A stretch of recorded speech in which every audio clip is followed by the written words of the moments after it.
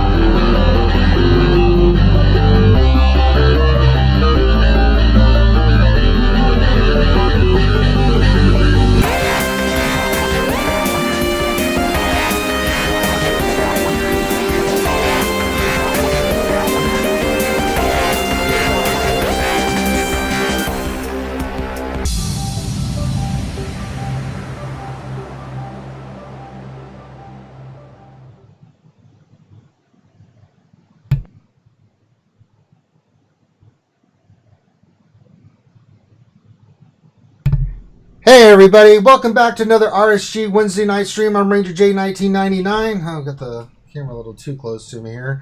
Well, welcome to our stream. Glad to have you here. This is our Wednesday night stream. This is where we break down the latest and greatest of Star Wars Galaxy Heroes news and notes and tell you a little bit about what it all means. We got a crap ton of stuff to get to. Glad to have you aboard. Hope everybody's having a great Wednesday. It's a lot going on. We're going to get to a lot of stuff tonight. So that being said, let's introduce who we have. Dr. Finn, can you hear me?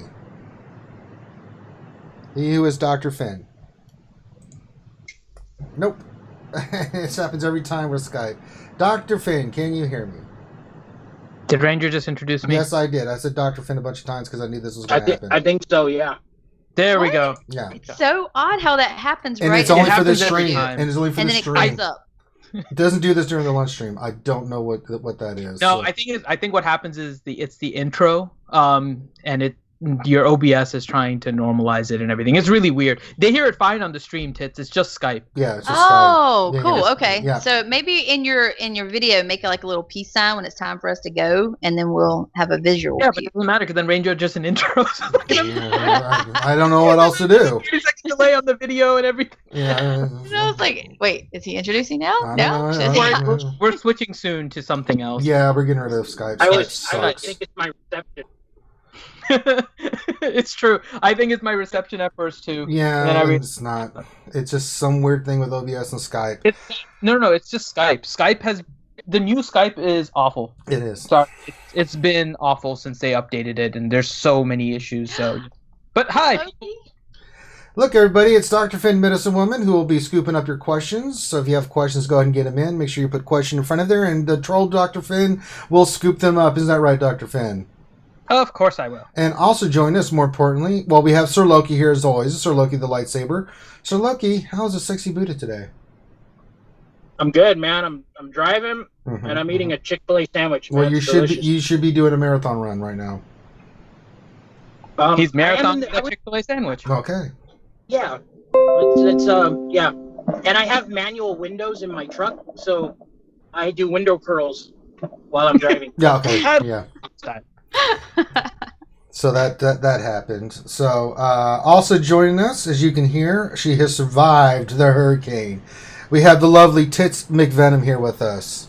Hi guys, I'm so glad to be back. That's Missed you all so yes, much. We missed you too. I needed this bit of normalcy back in my life. Yeah. RSG. Wait, did she just call us normal? No, She said I called RSG normal as like the fans and the right, stream. Right, not us. Not particularly you, Finn. Yeah. I see. Okay, I was gonna say that hurricane has changed you. Not for the better. Not personal. It's business. All right. So let's knock out the mechanisms because we have an astronomical buttload to cover tonight. I mean, just so much to cover. It's unreal. So, let us begin by saying that, all right, so there's a couple ways. If you're listening to us live, please go ahead and hit the thumbs up right now. We really appreciate it. It helps us get the content up there. We do need some help with YouTube because YouTube's just killing us with monetization stuff. So the best way to do that is to give us thumbs up. If you haven't subscribed already, please subscribe. That helps us with monetization as well, so we can keep doing streams for you guys. It is an important aspect. If you're watching this live on YouTube, you can become a YouTube sponsor, which is $4.99 a month, and you support the content that we're doing. Also, you can donate to the super chat function, shown down below. And if you do a certain amount, whether you become a YouTube sponsor or you donate below, you get VIP status and a whole bunch of cool stuff that you see people with the RSG tag that you see that they are YouTube sponsors, and we very much appreciate all of them. We also have our Patreon going. So if you would like to become a Patreon member and donate through Patreon and skip the middleman, you can do that as well. We have the Patreon page set down below, so you can do that as well. So a lot of ways you can support us in what we're doing.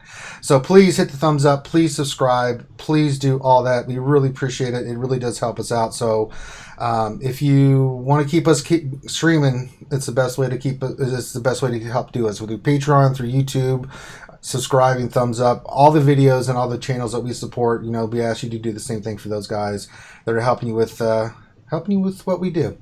All right, that being said, let's start getting into the matrix of things there, Dr. Finn. What's the first thing we need to discuss? All right, so let me add to that. We also have a GoFundMe, and the GoFundMe is for the marathon run that Ranger was talking about before. So we're going to have a charity event that we're going to be doing in 2019 in April. The event is in Disney World, and it requires us to get to Orlando, and so we need some help with travel getting there.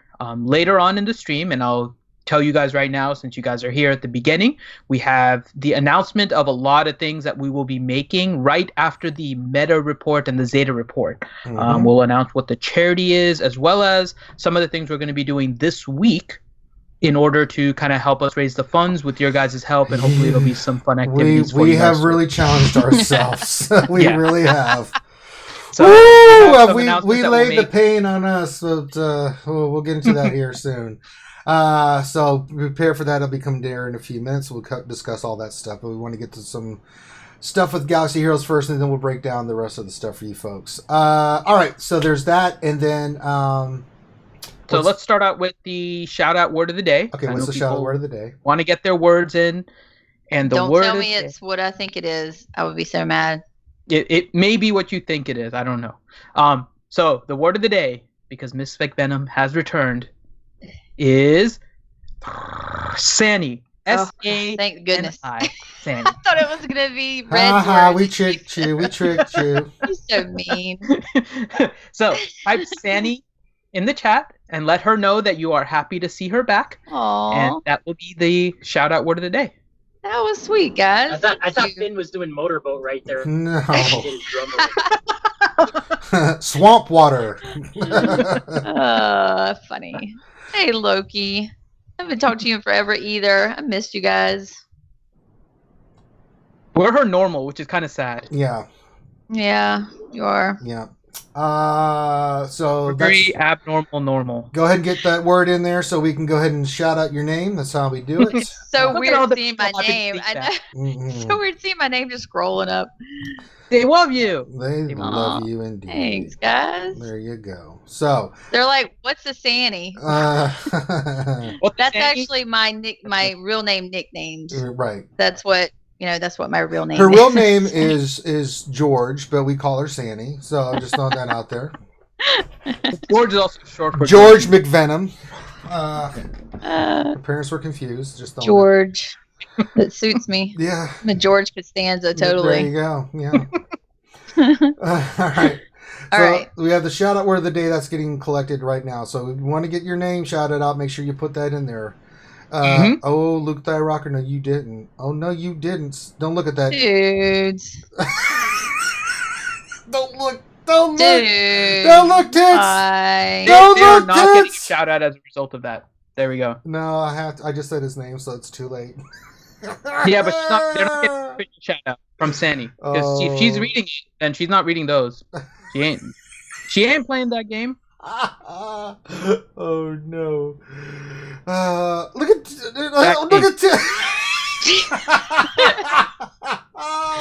she's gone power drunk. She's power drunk. The sad part is it still comes in through Nightbot. Right. Oh, you guys suck. No, I'm just telling you, Nightbot still stores it. And if nothing else, I think this is the first time, so you should be very proud, Sani. This is the first time that when I have it sorted to show like 100 entries, I have needed to do the second page in order to get all of the people that are trying to ask for shoutouts. Everyone is really happy to see you. Yeah. Oh, that's so nice. Hey, Only one I can't delete is Grims because he's an admin. That's right. Bimatsu just donated $2 and said, "Welcome back, Sani. We miss Oh, you." thank you, B. He's so sweet. I'm just like so thankful. There were so many people that reached out. Like on my Discord if I haven't gotten back to you guys, by the way, I'm so sorry. I will get to it eventually. I haven't even been on Discord at all, but there is like messages after messages of people just checking, just giving me thoughts and well wishes, and it's so nice. It was really appreciated, especially when you're dealing with a lot. It's just nice to know that somebody is thinking and caring about you. You know, it's a cool thing. Devil's treasure. Oh man, you guys! All right. Oh no! I can't. Just talking about how sweet they are, and then boom. Yeah, Devil's treasure. Just as you were saying, that's why I was laughing so hard. Rebellions are built on hope. Gosh. I can't even say that. I'm laughing so hard. Oh God! All right, so we have the Twitter question of the day, Finn. Let's read that one out. Okay, so the Twitter question of the day. If you guys weren't aware, today is National Pancake Day. Oh. It was National Pancake Day. And for breakfast today, I had a $10 pancake. So the dollar pancakes are like silver dollar. They're slightly bigger. They're from a place here called Pancake House. Yeah, I did not. So I had that for breakfast. I then skipped lunch and then I did the elliptical for 3 miles. So I was still good. I behaved myself after the pancakes, but it was National Pancake Day. And so the question that I posed to everyone, being that today is National Pancake Day, how will you celebrate? And there's still time for many of you. All right. So go to our Twitter page. Our handle is, you can search for Reality Skewed Gamers, or it is Reality Skewed Gamers with no vowels in the skewed in gamers. So Reality SKWD GMRS. Reality Skewed Gamers, no vowels in the skewed in gamers. Reality SKWD GMRS. So go ahead and hop in there and post your response. All right. And then the next thing is our video of the week. There you go. Tell us about the video of the week there, Dr. Finn. So the video of the week is by Andy S. Covall. So we try to find people that are making interesting videos on YouTube for Star Wars Galaxy of Heroes, and maybe you guys haven't seen them, but this was a video made by Andy for showing how Django can beat a Traya team. It's disgusting. And so, yeah. So if you guys are watching it, you'll see that it's a Django with an Enfys, Boba, Bosk, and Dengar, and he is beating the Traya team that has also an Enfys nest on there. I'm assuming all of these are maxed too, right? Yeah, so he does have like maxed out characters and all of that. So, but it gives you an idea of that guy. Shout out to what, Andy. Loki? So he's your guildmate? I didn't know that. Oh, yeah, he's a nice. warrior. Oh, Give a shout out to that guy. Well, let him know. Let him know that he was our video of the week. It's definitely a really good video. It is. Yeah, and I'm chatting it up a little bit. I mean, I'm asking people in our Discord, who's your Django team? Because, I mean, they were hyping him up, but I think he's a bust, man. But I hope I'm wrong. You're wrong. I was playing with him with Mist, Loki, and I was kind of in your boat where I was kind of really tentative until we started, dicking around with him on the test account. And he is disgusting on offense. We tried him against several different types of teams. Treyas, we did just to test it. We did crew. It wasn't even a contest. We did it. I mean, just you name the team, and it was just like, it's really It's hardcore, dude. It really is, especially if you have Emphas in there, because she gets that speed from Django, and if your nest is faster than anything on the other team, you go first. And when the bounty hunters go first and start doing their thing, it's a cascade of devastation. It is really hard. We even face other bounty hunter teams, and if their nest went before that did, you lost. You had no chance because they just started going, and it was like, golly. All right, so we've got that. So, I think it's only fitting that we have the lovely Tits read the shout-outs. Tits, are you down to read the shout-outs? It's going to be so many words I don't want to say. Okay. Oh, it won't catch those, right, Finn? You won't see what they actually said. So just check in Skype chat. Skype chat, I'm putting all the names and everything for you. Okay. So we'll start out with the VIPs, and then I'll post the regular ones. Okay. So the VIP shout-outs that we like to thank very much is Chopper BZ, Conrad Mitchell Glover, that's short for something, right? I mean, that's long for something else, isn't it? Have we fixed that? Well, no. So that's his name for our... So these are all Patreons. I know, but wasn't it supposed to be changed in the Patreon? No, that was a different one that was asked. Gotcha. Conrad Mitchell Glover. We can change his if he wants to, but... Okay, yeah. It sounds like a real name. That's what I was asking. Yeah, no, it is. Contingent 33, Corinth, Darth Teflon, Pete Lamb, Revenator, Rose Taco, / Van Rhodes, Spaceman Tim, Tenebris, The Tour, and Walter Arnold. And Finn will Thank you guys very much. Yeah, Finn will have... I haven't asked. Loki, this is the first time we've had a chance to talk in a while. Did you see the match between me and Finn when we played Magic? Loki? You know what? I didn't, man. I really wanted to. I've been busy traveling for work, but I heard that Finn pulled like a money card and you guys had like a lot of fun. So. I pulled the money card, not Dr. Finn. Ranger pulled it out of my decks, out of my packs. Ranger, has this been easy for you to pick up? Yeah. Ranger has played it before. Yeah. So I need Ranger to teach it to me, because when Finn and Loki go, they go way too in depth with it, and it's like, teaching me math or something. It's not going to work. I need somebody to like layman's terms. Okay. Honestly, the easiest thing is to download the Magic the Gathering app. Okay.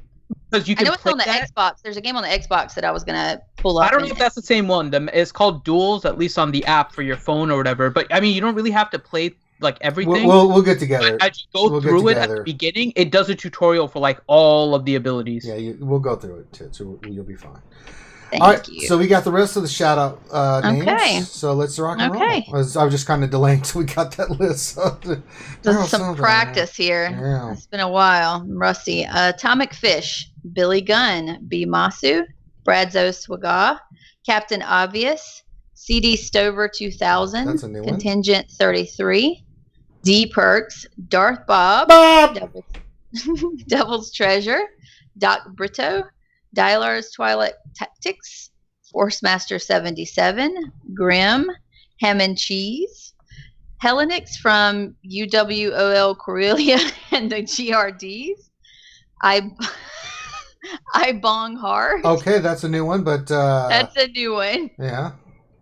It Poops Bombs, Jacob Baxter, Skinny J, Jason Shrimps, Jason Hobby, Jason Hommel, John Moran, JVU 420, Kashmir, Kazakaji Too Easy, Lord Megatron, Luis Mendez, Mally, Mole. Is that Mole or Moley? I don't think it has the thing over the E, so I think it's just Mole, right? Mole. Mole. M-O-L-L-E. Nathaniel. Mole. And make some guacamole. Nathaniel Morgan. Algie Dumpling. Hey, Algie. Raza 972, Revenator, Rauville Closiette, Rose Taco, RSG Vormax, Scrumpy Jim, Sith Gorilla, that's a new one too, Slamma MC, / Van Rhodes, Stama Ospuff, Takedown Games, Thane Kyrell, The Tour, Tim Van Ness, Vito Ontu, Walter Arnold, What Else 73, Xylo 1111, Data Dad Jordan. Yeah, Dad Jordan.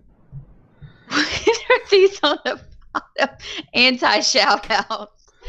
Eric H. and Luke Cyrocker. Oh, They're they the were ones that said the bad They're the stuff. bad boys. And I then So they're gotcha. anti-shoutouts. and then we We're have the- retracting shoutouts for them by giving them an anti-shoutout. Gotcha. Good people shout-outs. Fatality V2. Keyboard the Planet Eater. Shadow Veil and Doc Ariok. That's right.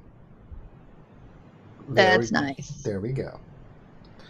I have to give a big extra big shout out to Skinny J. He watched my account for me and did an excellent job. It's better than what I was doing. So I came back. I'm like, wow, look at this thing. It's so nice. Got it all clean. Mates did some leveling for you. Added some. Well, it just stayed on top of my focus, like my Stayed on target. Got my stars going still. He's hoarding my crystals and stuff, making sure I'm picking those up. So it was really nice to have that, not have to worry about that. So Yeah.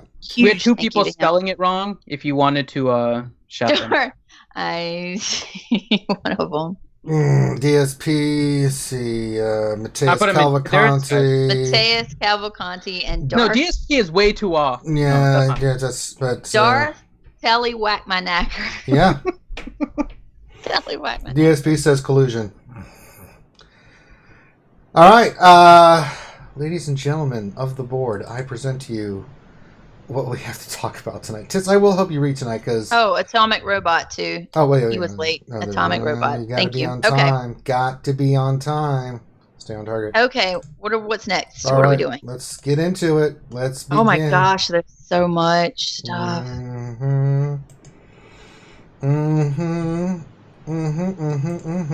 All right, here we go. You want me to start, Tits, or do you want me? It doesn't matter. It's You tell me. You're the news person, so you tell me. okay. I'll start. When it comes to I don't process really well when I'm reading out loud. I like to read it silently or listen. So when it comes to something that is new to me, I'll let you read so I can listen. It's pretty much going to be all new to you, Tits. I'm just going to say that right now. I know. We can, This and is we'll fairly- stop by little category and stuff. Because like the first thing is the content. You know update what? and Why don't I stop. read tonight and let Sani, aka Tits, aka George, give some insight Ew. on what she thinks because she's reacting to all this Okay. live. See, there we go. All right, sounds All good. right. All right, so I know Loki is inside saying you better let her read something. I will kill you, Grinch. We'll Yeah, let her- I'm gonna in a minute, I guess, when she. What the hell? comes back. Oh God, so mean. This is from CG Salacious B Crumb. Says, "Hi, Holotable Heroes. Here's all the new content you'll find after today's update 92618. New characters. For more info on these units, check out the kit reveals and strategy guides below. We will. Chewbacca and the IG-2000. Changes. Oh my gosh, there's a ship. Yes, IG-88 ships. That's just why I want to read it. What? This looks pretty cool. What does Harry Carey think of the IG-2000? Hi, it's better than the 3000. That thing was a piece of crap. I used to fly one of those around on my bounty hunter missions. I tried to fire some Fruton torpedoes at Jean-Luc Picard, and it didn't work. I call it a lemon in my book. All right.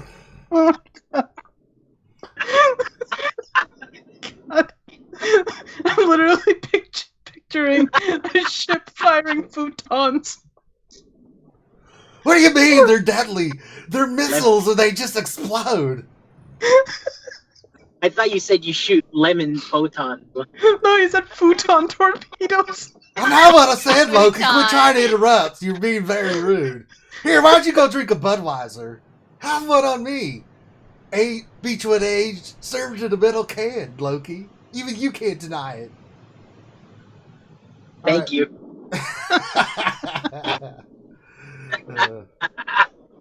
All right, changes. Here's the list of changes for this update. Are you prepared for this, Tits? Yes. All right, the I'm Sith listening. Triumphant Raid mechanics and rewards have been changed. We'll get into those. Weekly shipments will now be available for players 70 to 85. Nightsister Zombies kit has been reworked. Due to the changes to Nightsister Zombie, we are aiming to refund the old DACA Zeta for all players that have her Zeta in a server update Thursday, 9/27. You say zipperhead? Yeah, You it kind said of. Zimmer, Night Zimmer. And I corrected myself. I caught it. there. Give that nice Zimmer a Zima. Somebody has been hitting that Budweiser a little early. Shut up, Finn. No one likes a sober finity. Budweiser with lemon. I'm not going to take any gruff from you, virgin doctor. Get off my ass.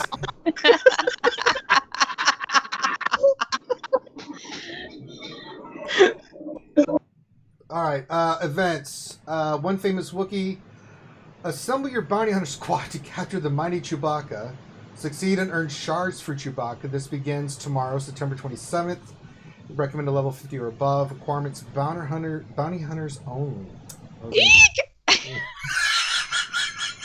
How will you eat?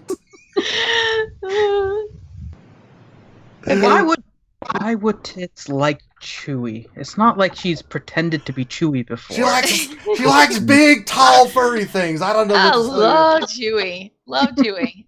I'm such a dark side fan, but Chewy is one of my favorite light sides. Do you spell Chewy with I-E or a Y? I spell it I-E. I've always spelled it I-E. That But... is right.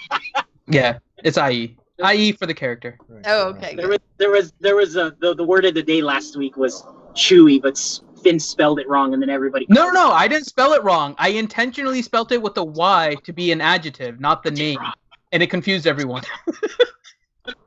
Everybody got mad at him, and they wanted But their I money spelled back. it too. I said it was CHEWY. That's what I said. Because the word of the day was chewy, like a food. Okay, let's move on. All right, Into the Breach 2, IG 2000. Join forces with the IG 2000 to propagate cold, metal, and evil across the galaxy. Earn ship blueprints for the IG 2000. This begins on the 28th, so Friday. Level requirements will be 60 plus, and forced ally, it will be the IG 2000 ship. Shard Shuffle. These characters are now available at the following location. Mission Veo is now in Cantina Battle 7A, which is nice since I will not get to her for a while because I'll be doing L3, finishing her monkey butt up. Replaces Tusken Raider. T3M4 will be in Cantina Battle 6B, replaces Old Ben. Zalbar is going to Lightside Hard Node 5D and Fleet Battles Hard 3C. And this replaces Ahsoka Tano on Lightside Hard Node 5D. Houndstooth, Fleet Data Card, Fleet Mega Packs, and Shipments. So you can start getting your Houndstooth. Bosk is in Fleet Mega Packs, and Orsing and Chromium Packs and Shipments. Packs and Bundles, Reanimation Bundle. Bundle is 50 Nightsister Zombie credits, XP Training Droids, Ability Mats, and Gear. Starts today. Minimum level requirement is 20. You only get one of these. Don't know the price on that. I'm assuming that's going to be, what, $19.99 for that? I can check. It's in game right now. Yeah, The okay, pop yeah. came. Let me check. It is For 50, would it be like $9.99? $14.99. $14.99. Bounty Hunter Faction Pack. Makes sense since we're about to go after the mighty Chewbacca. Power up your bounty hunters for Chewbacca's one famous Wookiee legendary event. Each pack awards one card of character shards worth 10 to 330 shards for bounty hunter characters. Possible characters is all of them. It starts today or tomorrow. 699 crystals. So if you're hurting and you're close and you think you might need to, there you've got a pack for you. Bounty Hunter Mega Faction Pack. Power up your bounty hunters with a Bounty Hunter Faction Mega Pack. Hi, they put that all in caps. They're yelling at us, Finn. I don't like that. Keep your voice down, Carrie. I can hear you. Why so aggressive? She is very aggressive. I'm afraid she's going to start kung fu fighting me any moment. Well, you do remember her playing Battle. It's like, hi, Carrie. How are you doing today? Why is your fist up my nostril all of a sudden? I have to say that was one of my favorite moments. Is her I playing know. Battlefront. Battlefront. She was pretty She's intense. She's intense. She is. Man. I She's love a Tara. gamer. I love it. Yep. Each pack awards 5 cards of character shards worth 10 to 330 for bounty hunter characters, plus a bonus card containing 10 to 30 boss or Sing or Embo shards. Possible characters, bounty hunters. Guaranteed add are the 3 that we just mentioned. It'll be the 27th. That is 2,799 crystals. Minimum level requirement is 20. Bounty Hunter Ultimate Bundle. Oh. Bundle includes 25 of Django, 55 of Embo, Aura, Boss, Dengar, Zam. You get credits, training droids, ability mats, gear. That will be tomorrow. I mean, that's probably going to be a money pack like they did the solo characters. And I mean, that's not a bad pack if you spend money. Well, assuming it's the same price and everything. You get all of them. I mean, that's not really, if it's not that expensive. Mm-hmm. Yeah. I think it's probably going to be around, what was it, like $70, I think, last time? Oh my gosh, no. It was $60, I believe. 60. No. It's worth it, but it's expensive. It's expensive, yeah. No. What is this energy deal thing? We're going to do that right now. That's going to be... All right. Energy deal. Get discounted energy to use in light side and dark side battles with the energy deal pack. These packs are in the store for a limited time. It starts tomorrow and will dates available 27th so tomorrow, October 1st and October 8th. Not through that entire period, just those 3 days. The 27th tomorrow, October 1st, and October 8th. 600 crystals, and you can get it once per day. Same thing with the Cantina, 600 crystals. So, but I don't know what that means. You get discounted energy, but what's the discount on that? See? So this is the way I'm reading it, and this would be my cost. Do you want to read the Cantina? So there's a Cantina energy deal that's the same thing. Right, it's the same thing. There's no difference. So. It's with Cantina energy. So you have to look at how much Cantina energy you will get as a result of that particular item. So just doing a kind of a quick cost analysis type thing, right? Let's look at Cantina energy, because if we work with Cantina energy, we know at regular energy is going to give you about double, right? Because it's like 50 crystals for the first one versus 100 for Cantina energy. So Cantina energy, you can get 3 100 crystal refreshes, and then you can do like if you do 200 crystal refreshes, you are now at 700 crystals. This pack is 600 crystals. If you did 5 refreshes of Cantina energy, you would gain 600 energy. And so for this pack to really be worth it, it would really need to be you spend 600 crystals and you get about double that energy. So it would need to be around 1200 energy that you get. If it's over 1200 Cantina energy for that, I will more than likely spend my crystals on it. Similarly, the energy deal, if you can get 2400 or so regular energy with that, that ends up being the really good deal. Now, again, it's somewhere between for Cantina energy between 600 and 1200. But the thing is, you're doing the 100 crystal refreshes, so it's not really worth it. So you have to at least double that portion of it. So minimum for the Cantina energy would be 1,000, and then 1,200 would be my optimal number. And then for regular energy, it should be at least 2,000, and then hopefully it's actually over 2,400. But if it's not over those amounts, I will probably not be buying those energy packs. But it's actually it's interesting that they're doing it this way. Part of me thinks that what they're trying to do is get you to spend energy or crystals. Spend your crystals early. So if you're not making good use of them, then you're spending your crystals early, and you may not have them in order to get character shards for panic farms later on for whatever KOTOR event they're throwing out. Yeah, we'll look at it when it comes out and get you a much better understanding of it. So, mod salvage pack is what it is. You get 10 mod salvages. That's available tomorrow. That is also 600 mod salvage mega pack. It just doubles what you get from the other one. That's 2,400 crystals. Actually, it triples it. Let me look here. 10, 10, 10, 2, 2. Some it's triple, some it's double, but it's a hell of a lot more for the mod salvage. That's 2,400 crystals. You can purchase both of those twice a day, and they will be coming out tomorrow. The IG 2000 bundle. Purchase this bundle and receive 30 blueprints of IG 2000 and 50 shards of IG 88. Bundle includes what it says: credits, training droids, ability mats, and gear. This will be available on the 28th, the day the ship launches. Maximum purchase of 1. And then they've got the ship blueprints where you can get either 5 or up to 330. That's the 1299 crystals as well. And then there were a whole bunch of fixes. And if you want to read the fixes, you can read those yourself. I'm not reading all those. But there's one fix in particular I want to talk about. Well, we're going to get into it. Well, is there another one that I'm not thinking about, Finn? Or Yeah. They fixed Bastila's face. they did, and people are saying she looks exactly like she did in Knights of the Old Republic. Exactly. They That fixed is her nose. Hooray! Oh god, That's the only thing I've had a criticism of from the beginning, and they fixed it. She looks like Bastila now. So, but that's how she Kudos looks. to She CG. looks exactly like she did in Knights of the Old Republic. So if you don't like it, don't play Knights of the Old Republic. That's all I got to tell you.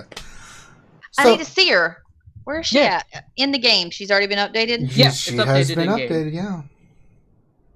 It's Yeah, she had cosmetic surgery and everything already. She looks good. Graham, It you looks good. Graham, you stop it.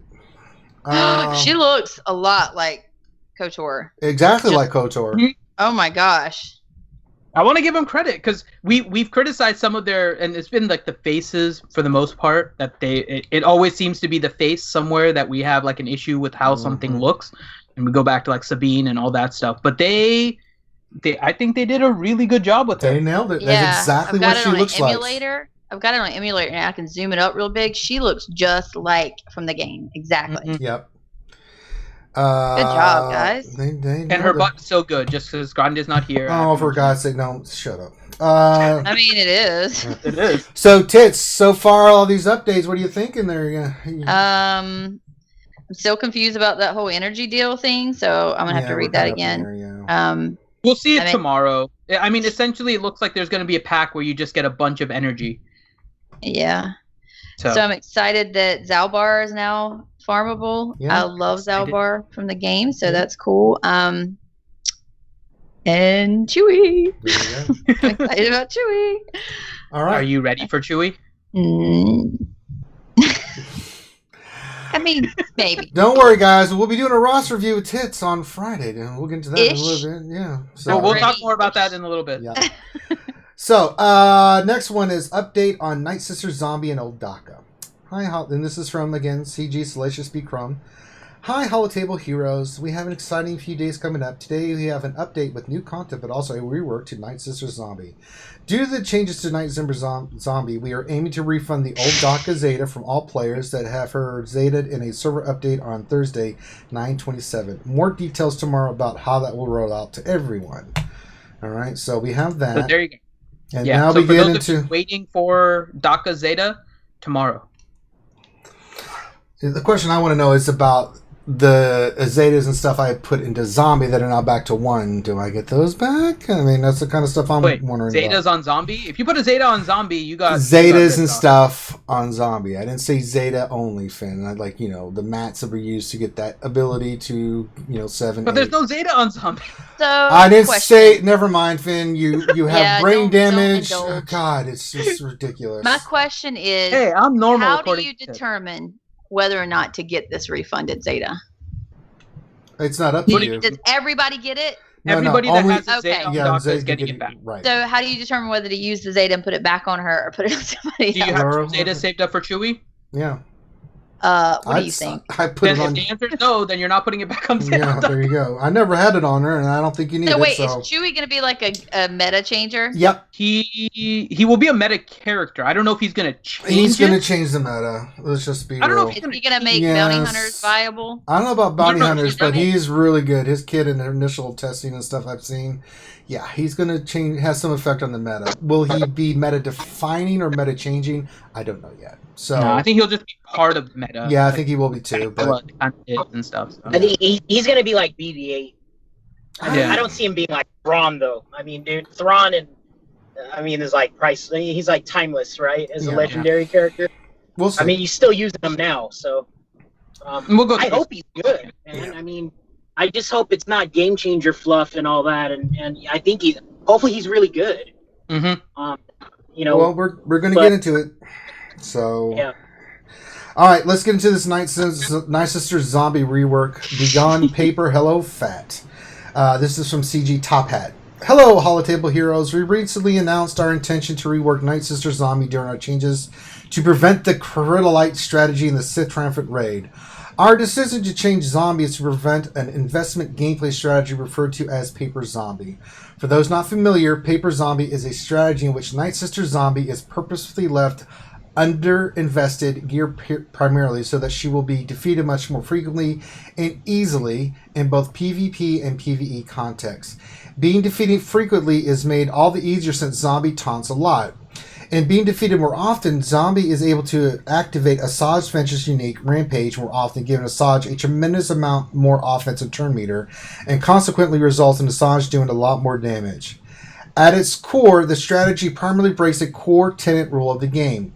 Investing more deeply in a character should always be better in terms of gameplay outcomes, more health, more damage, more functionality, etc. This is a game about strategic resource management, and you should be rewarded for strategically investing in a character. People who did this investment were then punished because there is no way to level down a character. This doesn't always perfectly hold up, but we do our best to hold to the spirit of the core pillar as much as we possibly can. We also say we realize we waited too long to make this change. Initially, we found the Paper Zombie strategy novel and an interesting use of the mechanics in the game. We love it when the players find something we hadn't considered as long as it isn't game-breaking. But over time, we've gotten more and more requests to do something about Zombie. Reset my Zombie, fix Zombie, respect my investment, Zombie needs to act.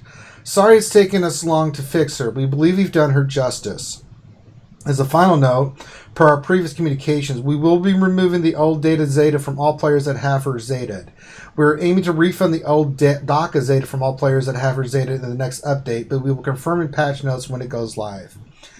How she's changed. Below is the revised ability kit for Nightsister Zombie. We made no change to her core stats. Changes are highlighted in green, so we'll just go to that. Basically, feed. Let's go through this like ability by ability, and then we can discuss kind of. Well, what Blight Touch is the same, I think. Nothing changed there. Blight Touch had no change, so her basic is still the same. Feed did upgraded 7. Alt Nightsister's ally recovered 20% of Nightsister Zombie's max health. Final text to read: deal physical damage to target enemy if Nightsister Zombie has full health. Dispel all debuffs on her. All Nightsister allies gain 20% of Nightsister Zombie's max health. So this is really good for Phase 4 because now this provides another heal to all of the Nightsisters, right? And you're trying to top them off under the Asajj lead and all of that. So for Phase 4, this is a really, really nice boost. Mm-hmm. Unlocks a gear level 2 unique Endless Horde. Base. At the end of her turn, Nightsister Zombie gains taunt for 1 turn. When Nightsister Zombie is defeated while any other Nightsister allies are active, she is revived with 40% health, which can't be prevented. New highlights in green. If Nightsister Zombie survived damage from any attack since her last turn, she gains 50% speed stacking at the start of her turn. When Nightsister Zombie is defeated, she loses 50% speed stacking. These effects are neither buffs nor debuffs and combine for a maximum of 100% speed or a minimum of 100% speed loss. If Nightsister Zombie is defeated while at negative 100 speed from this effect, she cannot be revived. Final text: at the start of the encounter, at the end of her turn, Nightsister Zombie gains taunt for 1 turn. When Nightsister Zombie is defeated while any other Nightsister allies are active, she was revived with 100% health, which can't be prevented. It's just going to repeat what you just read. Right. So. Okay. So this is the ability that a lot of people are confused about, don't know exactly how it's going to work, what does this mean, all that kind of stuff, right? So here is what this new ability means for your Nightsister Zombie. So your Nightsister Zombie, when it's weak, every time it's attacked, it basically dies.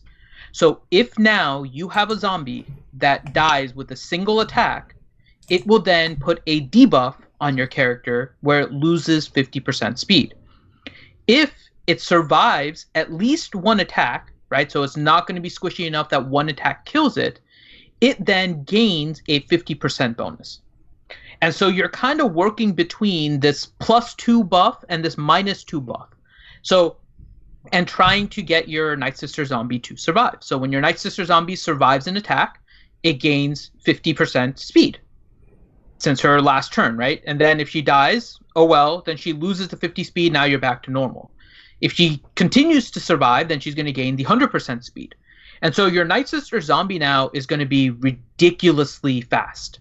And the best thing about a strong zombie is that when she's fast, she's constantly bringing up her speed. And I think, Loki, you got your Nightsister Zombie to like 300 speed, didn't you? Yeah, I mean, that was even before the mod buff, right? Yeah. That was before the rework, so I'm pretty sure you can get her to like 320 and all that really easily. Right. So your Nightsister Zombie with these buffs is probably going to push an effective 700 speed. Like with God mods. Even without God mods, you're probably looking at about a 500 speed. Because Nightsister Zombie is pretty fast anyways, and then you put speed mods and stuff on her, you can get her really fast. And so, then she still gets turn meter from Asajj Ventress's lead too, right? Yeah. So I mean, yeah, so she's super fast and gets a lot of turn meter. It's great. Mm-hmm. So Nightsister Zombie, for her new changes to the Endless Horde, is going to gain a lot of buffs. With the fact that she's also now healing with her special, it makes it so that she is going to be able to heal and keep your Nightsister team surviving through more of the the bonds of weakness. So she can help with that. Now, one of the things that will change, of course, is that she is not going to die as much. So she is not going to be providing as much damage to Asajj or as much health to Daka. And so as part of that, that's why you're getting the refund on Daka. Asajj is still really good. She gets other things with her Zeta as well. But the thing you're getting instead now is a much more quicker taunting zombie, which has its own benefits to the raid. And then there's another ability that really helps to kind of tie all this together. So this one unlocks at gear level 10. So if you notice, if your zombie was not gear 10 today, that she has a level 1 ability. And this is her other unique Undying Sacrifice base. Nightsister Zombie can revive after being defeated at a negative 100% speed from Endless Horde.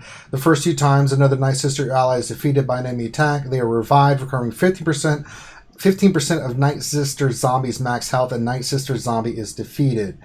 When Nightsister Zombie is defeated by this effect, she loses all protection, dispels all negative speed effects from Endless Horde, and revives with 50% turn meter. This effect does not trigger Endless Horde speed reduction. And then final text, Nightsister Zombie can revive after being defeated. Blah, blah, blah. I just read that. So that's the final one. Examples of Endless Hordes. Frame 1. 2 positive stacked of Endless Horde. Nightsister Zombie is at 100% speed, acting twice as often. Frame 2. 0 stacks of Endless Horde. Nightsister Zombie is at normal speed. 2 negative stacks of Endless Horde. Nightsister Zombie is at negative 100% speed and will not take a turn. Additionally, if she's defeated in the state and has not unlocked Undying Sacrifice, she will be unable to revive. Commentary and changes. The first and easiest change to notice is that we've made her special ability Feed provide a mass heal to the Nightsisters. Well, hold on. Before we jump into the commentary, I want to go over that ability though. The new Undying Sacrifice. So what this is now is that now it doesn't matter whether or not your zombie dies in 1 shot or whether it dies in 3 shots or whatever. Once you get to gear 10, she gains this ability and gets the unending dying that you're used to. So now, instead of having to worry about how many attacks and everything it takes, which is what the other unique does, the Endless Horde, this new one, Undying Sacrifice, gives Nightsister Zombie your endless revives. The other thing it provides is that now you get 2 Nightsisters that get rezzed. And so whatever kind of strategy you're using, and this is definitely more towards the PvP and territory wars that you're getting kind of this benefit, she now reses 2 Nightsisters automatically whenever she's in the fight now.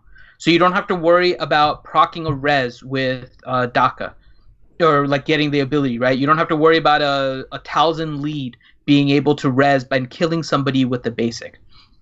This is actually a really, really nice change. Now, where you're going to see a little bit of a drop because of the way this new kit is designed is going to be phase 3. And it's not because of Talzin lead. Talzin lead is still going to be very good in territory wars and in arena.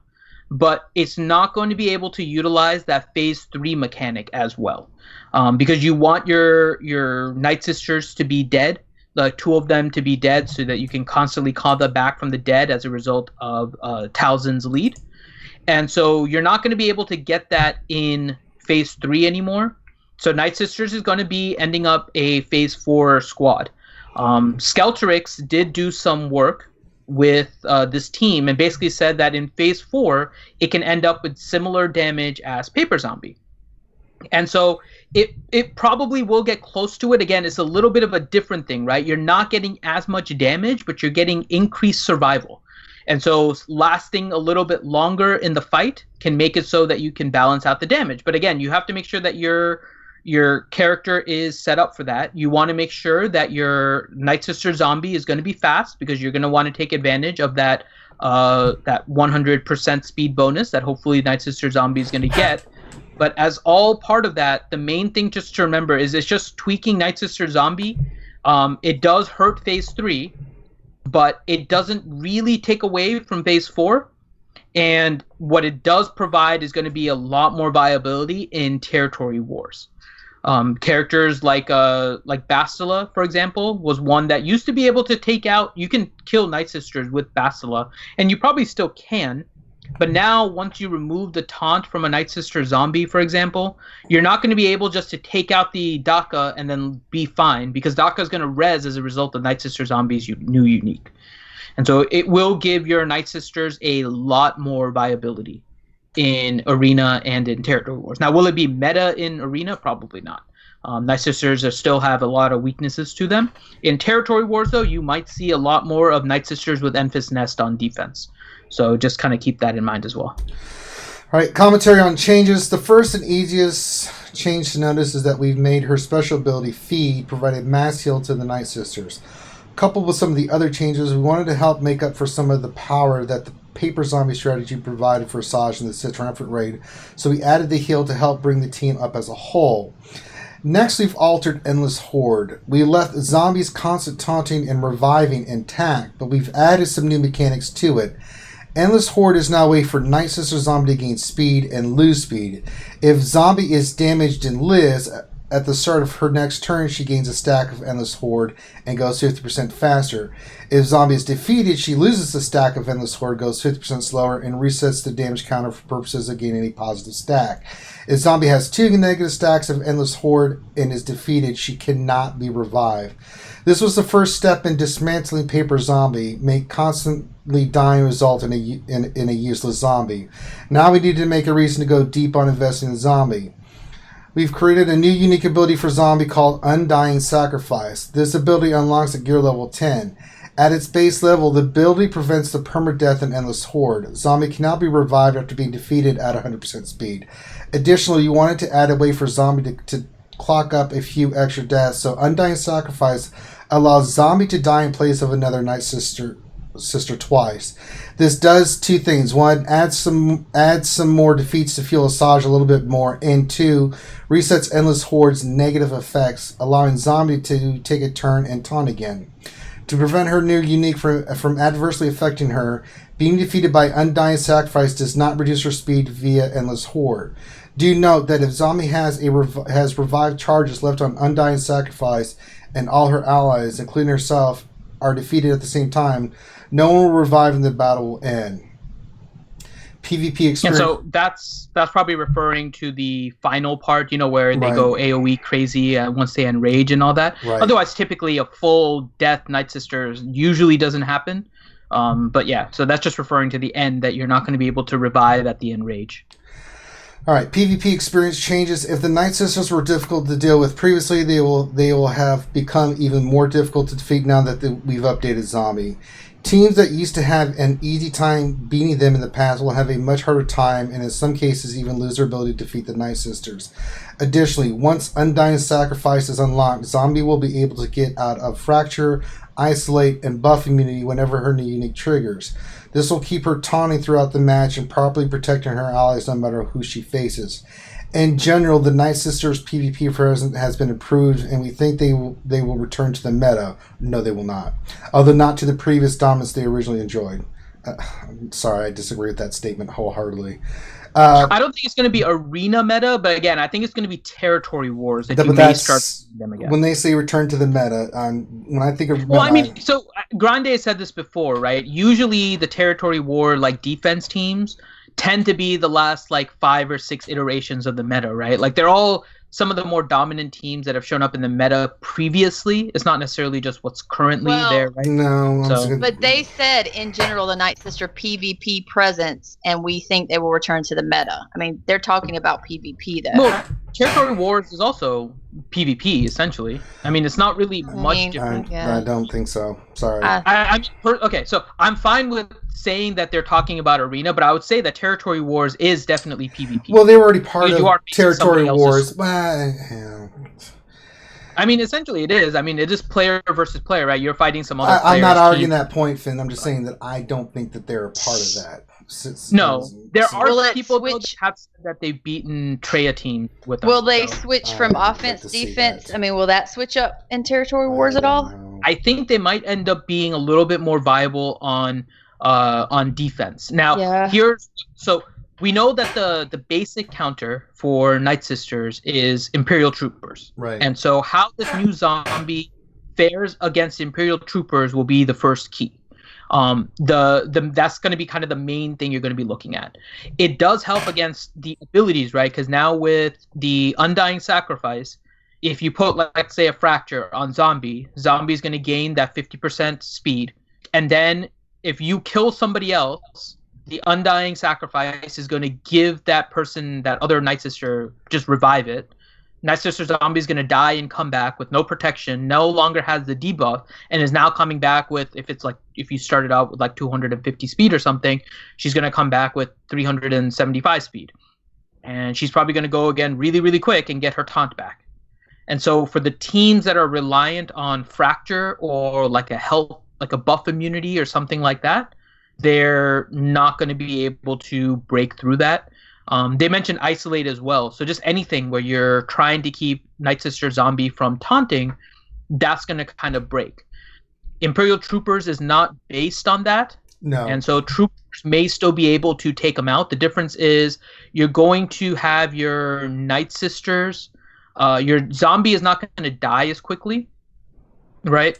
And so you're not going to. You can focus fire Zombie. Yeah, you'd have to. And you're still doing your AoEs and stuff like that. So I still think Troopers is a viable team against Nightsisters because even once you get Zombie down, if you hit her hard. But then you put Nightsisters with Nest, right? Because Nest is one of those characters then can counter it, and then because then she'll counterattack, she'll daze, she can prevent the Imperial Troopers from attacking. Like so, There is some potential now with Nightsister Zombie. And I've mentioned this before. Nightsisters with a strong Zombie has been able to survive some Imperial Trooper attacks. It's still vulnerable to it, but it has managed to get non-20s against it. I've seen a 16. I've also seen some where it's been multiple attacks and then talked afterwards, and they did try Imperial Troopers, and they managed to at least survive one. So it's probably not going to change the Imperial Troopers too much. You are probably going to see a little bit more Nightsisters with Enfys Nest. That's probably going to be you can't go full Nightsisters because the Trooper team, once they get one death and they get that turn meter going and stuff and reset on their abilities, they're unstoppable. They just wreck, right? So that's one of the reasons why you have the Troopers going after the Nightsisters. So there'll be some counters to this.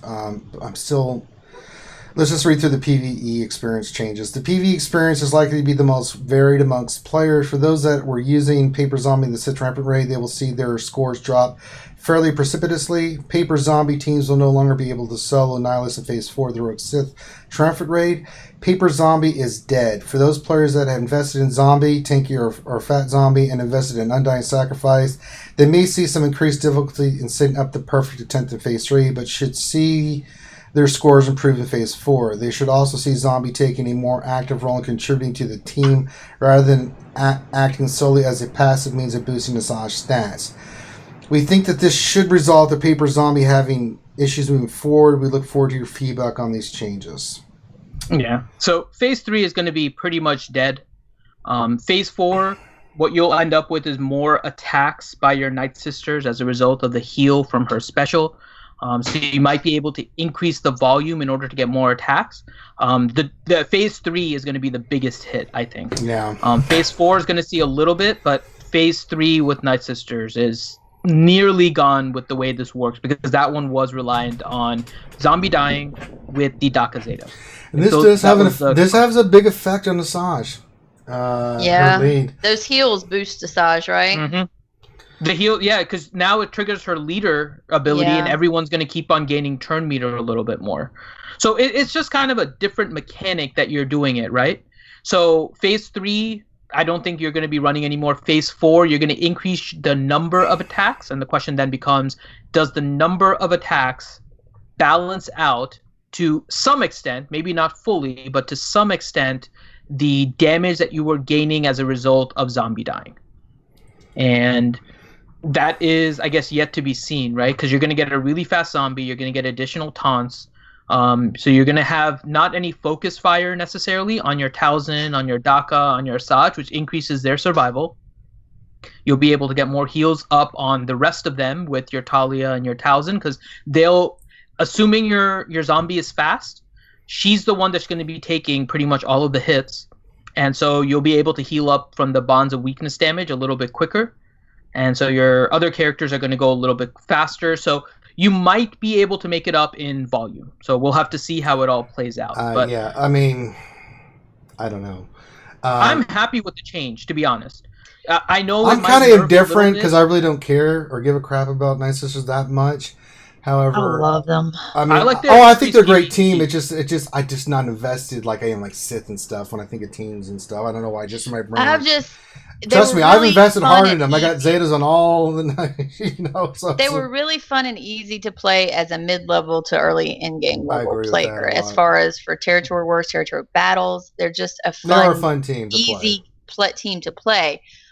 I don't know right now. I'm at gear 7. I had like that just squishy enough zombie, so I'm not sure. Do I go ahead and do I wait and see how it plays out? Do I take her all the way now? No, there's almost zero reason to keep her paper now. Gotcha. Yeah. Just go ahead and take her. Yeah. Just take her to so 10. The question now. Right, another character I got to work on. Oh, God. I mean, what if there's like a little glitch in the raid or something like that? Like I'm waiting.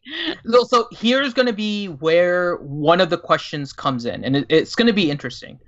Is it worth it to get Zombie to gear 10? So you want to get her to gear 9, right? So she can at least survive that hit and gets that stacking health or stacking speed. So that's going to be one thing you're going to look at. The question is, do you want to get her to gear 10 in order to get the Undying Sacrifice? Because I was thinking about this. If you still want not your Nightsisters to like res automatically, and let's suppose we're talking about phase 3, for example, right? It's not going to be a paper zombie where she's dying all the time, but you could still have dead Nightsisters that you can call with your Talzin lead. Is that worth it? And in my opinion, it's probably not. You're better off taking her to gear 10, gear 11, and then gear 12 if you can. But it's interesting to see if people are going to try like a gear 9 Nightsister zombie to see if maybe they can just capitalize on the Endless Horde without taking the Undying Sacrifice ability. But I don't think it's going to benefit them. No, they've made it to where you pretty much need to get it to gear 10. But the thing I have a bigger question about is, so they're giving the DACA Zeta back. However, my question is, if people invested in a Nightsister team and made it a certain way and made the time and investment for that team as it was previously constructed, why only the Zeta on DACA? I agree. They should probably reset the whole team, and you decide whether you want to put the investment back in. It's because players were, for the longest time, had a certain expectation about how the Nightsisters worked and where they worked and things of that nature. And, you know. Okay, so here's what I'm going to say, and this is something that I think people forget sometimes. The Zeta on Rampage, right, is not the one that gives her the majority of the offense gain that when somebody dies. The Zeta only gives 5% offense stacking. She gets 10% offense stacking with just her regular upgrades without Zetas. So you're already getting the majority of your stuff without the Zeta. The Zeta really provides a 75% turn meter gain chance, which takes her to 100% in order to gain 35% turn meter when an ally dies. And it's not even Nightsisters, it's when an ally dies, Asajj gains 35% turn meter. And that is the main part of the Zeta. The offense, you get the majority of it before the Zeta. Your critical chance, you get the majority of it before the Zeta, and the health gain is what you get after. And so when you're comparing kind of the impact of a zombie on the other Nightsisters, I'm not disagreeing with you that it does have an impact on Asajj, but old Daka, people were Zetaing specifically because of her interaction with Nightsister Zombie.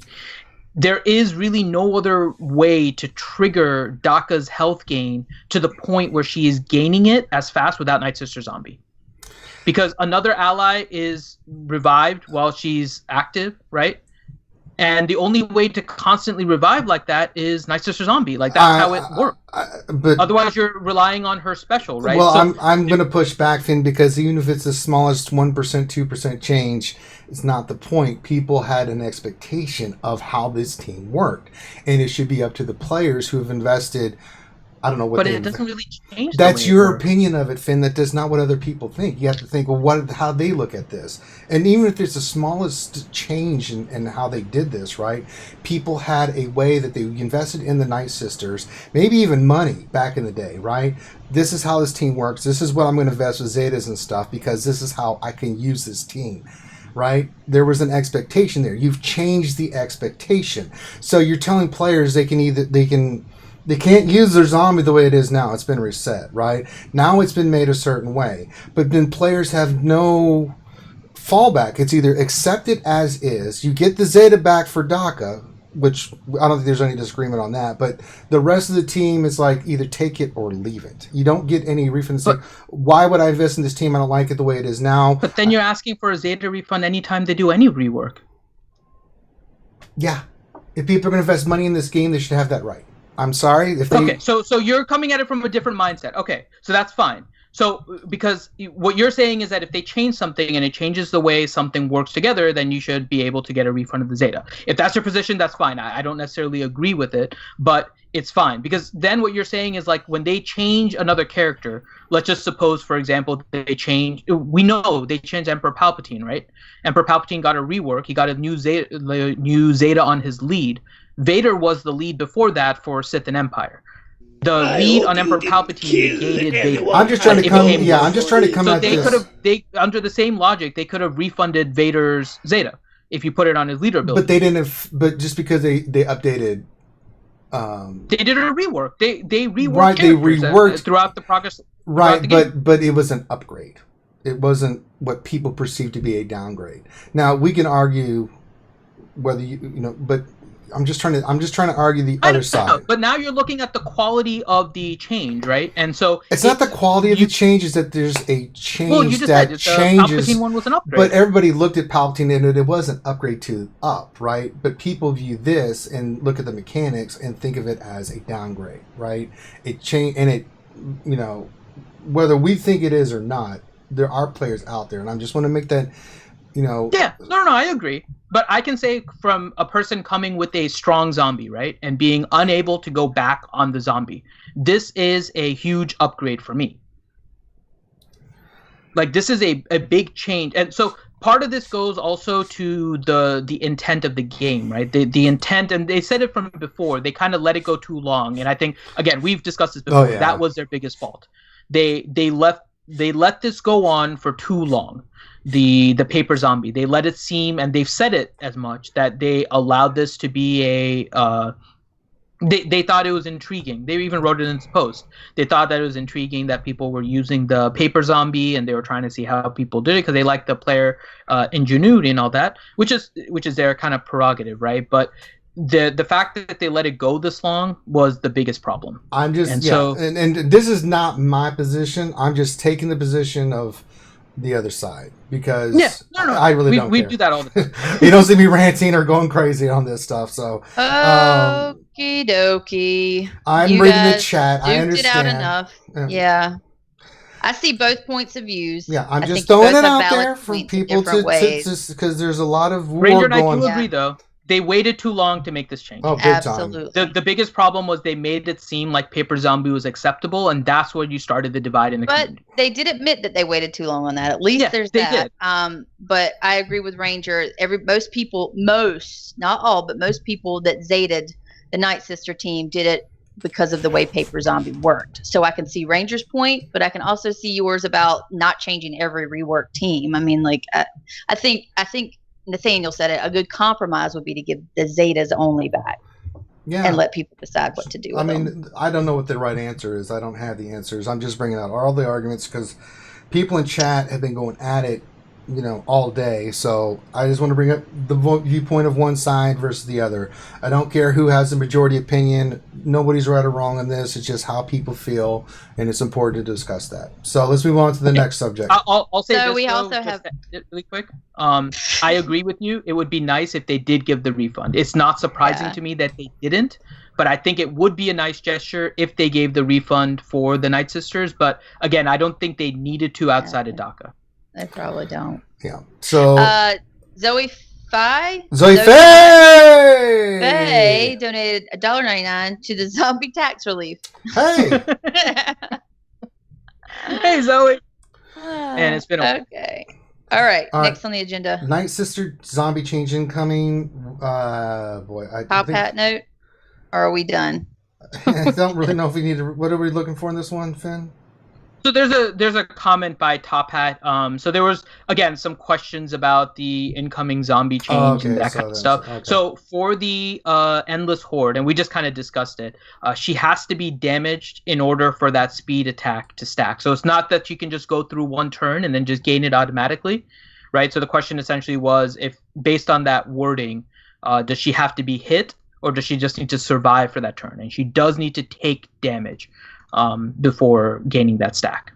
So just something to keep in mind. But we went over that also, but just kind of mentioning that here.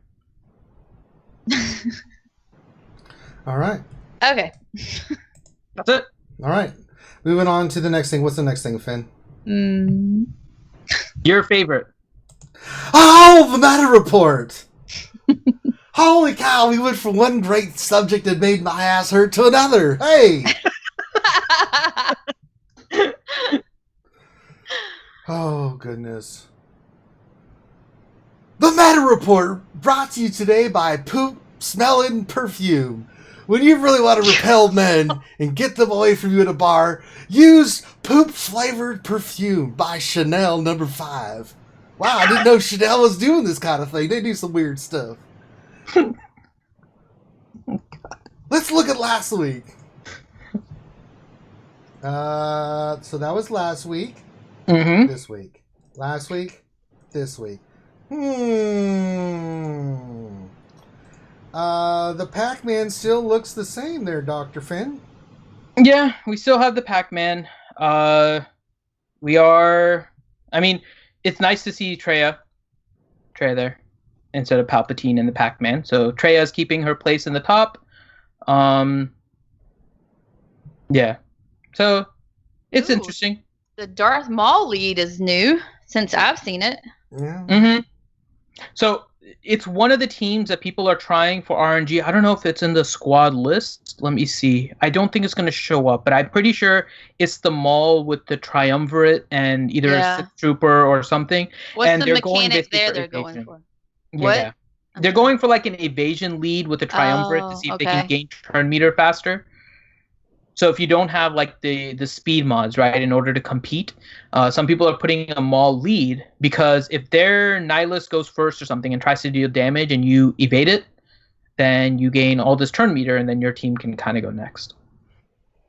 So it's pretty neat. But again, it's not consistent enough.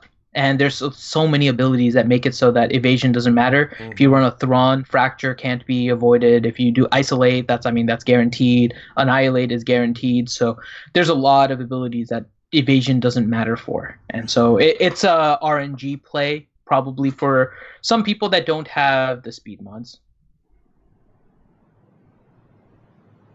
All right, let's move on to the Zeta and Omega report. All right. So Zeta Report, the main thing we're looking Don't at... mention Traya, Finn. I will slap you so hard you'll change to gingivitis color. Okay, we're following the woman that only has one arm. No, that's wrong. How dare you? So she is... Okay, she's still at the bottom of page 2. So still a large percentage of people are Zetaing her. 95% of people that have Treya have her gear 10 and then Zeta, and then 90% have her leader.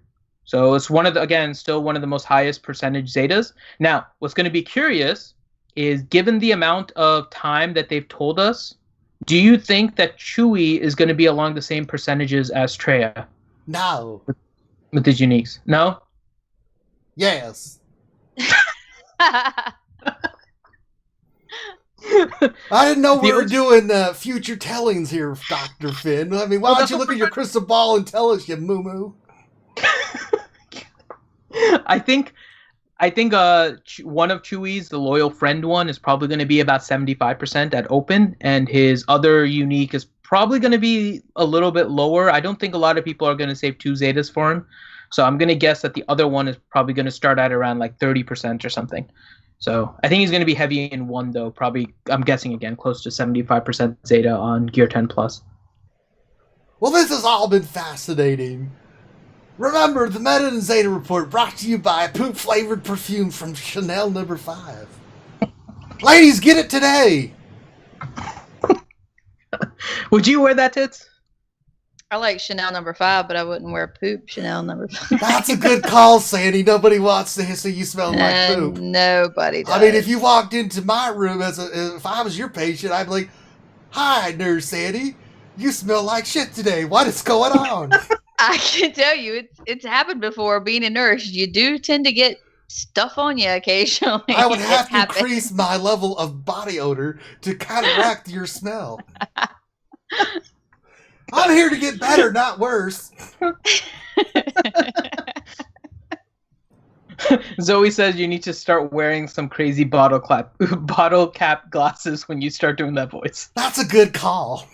Somebody, let's put that on the wish list. We need So to find slide them Terry on for the glasses Meta and list. Zeta Report. You have to put your camera up for these ones because they can't see your camera. Oh, well, we'll do that next time. Well, when I get the glasses, I'll start doing. I'll need a wig too. Oh God. All right, so that's going to be our new thing. Meta and Zeta Report brought to you by Harry Carey. We'll put something Cubs on the win! Cubs win! Let's move on. Oh God. Zoe Faye says Ewok loves that smell. He sure does. Eleanor has some strange, unique characteristics. Eleanor does have strange tastes. Is Zoe Faye, was he in the guild with him? In the furnaces. Yeah, he was in the furnaces. Oh, gotcha. Oh. Gotcha. All right. So now we come to our announcement. All right. So we've been talking about it a lot. So one of the things, as you guys have seen before, right, and this is why I love RSG, and hopefully you guys do too. We all have different opinions on things. We may not always agree. Finn's wrong. But what we In fact, do shut is up, Finn. Me and Sadie are just going to talk about our feelings for the rest of this stream. Don't make me start talking about Nightsister Zombie again. How dare you? This is how wars start, Finn. I challenge you to a duel. And by a duel, I mean see who can eat the most hot dogs. Loki, let's go get a drink. Loki left. Give me a Budweiser. Oh my gosh, he left. Scared him away. Oh, that's a good call. Sexy Boot is on the hunt. So we come at it from different opinions, and what we do here is we let you guys know what our opinions are. You may not agree with one of us, you might agree with the other person, right? But we try to give you guys different opinions. You know what's weird tonight? Usually you're taking the negative and I'm taking the yeah. But I was like, well, if it's going this way, I'll go this way. It is. You're usually opposite of each other. That's kind of weird. Well, we kind of understand that both sides need to be said. You know, it's important, you know. So, but at the end of the day, Finn's wrong. We're right, Sandy. That's all that matters. That's right. Blame Finn. Hashtag blame Finn. But whatever we discuss, right? We're all friends, and we do this because it's fun, and we don't always have to agree all the time, right? We like discussing our thoughts and opinions, and making sure more important than not, we listen to each other. We understand why the other person thinks that way, whether or not we're convinced that they're right, wrong, doesn't matter. But all of that is for the community. Yeah. And over the past 2 years with this channel, we've really grown to love all of you guys in the community. Well. Well, most of you, I love them all. All right, Even we the love them all. trolls. That's true. Yeah. except when they say They're that all- one particular. I mean, you know what? Even the trolls, they're here every Wednesday. So that's support in one way or another. Yeah, just So, blame Finn. That's a good call. I love them all. Yeah, blame Finn.com. And so, for us, it was the creation of the community that was more important. It was like the most important thing to us. And it was the game of Star Wars Galaxy of Heroes that kind of started it, and we're continuing with that for 119 straight weeks now. We're doing other games and all of that, but it's all in fun and all in terms of building a community. And so we kind of last June kind of put it to the test a little bit to see how much of a community we really have, and we managed to raise over $10,000 for the American Foundation for Suicide Prevention in our first charity stream. And it was something that was really exciting for us, as it kind of helps us build that community, right? And it's not just a gaming community, but it's also building stuff outside of just the game and actually going into the community at large. And so at that point, we decided that because it was such a success, that we wanted to do this kind of yearly, and once a year do an event in order to raise money for a charity in the community, and not only use this platform for just gaming and just having fun and building a gaming community, but also making a difference. And so we want to make sure that we start early, because it does require a lot of planning, and it requires a lot of time and effort, but we're willing to put that in.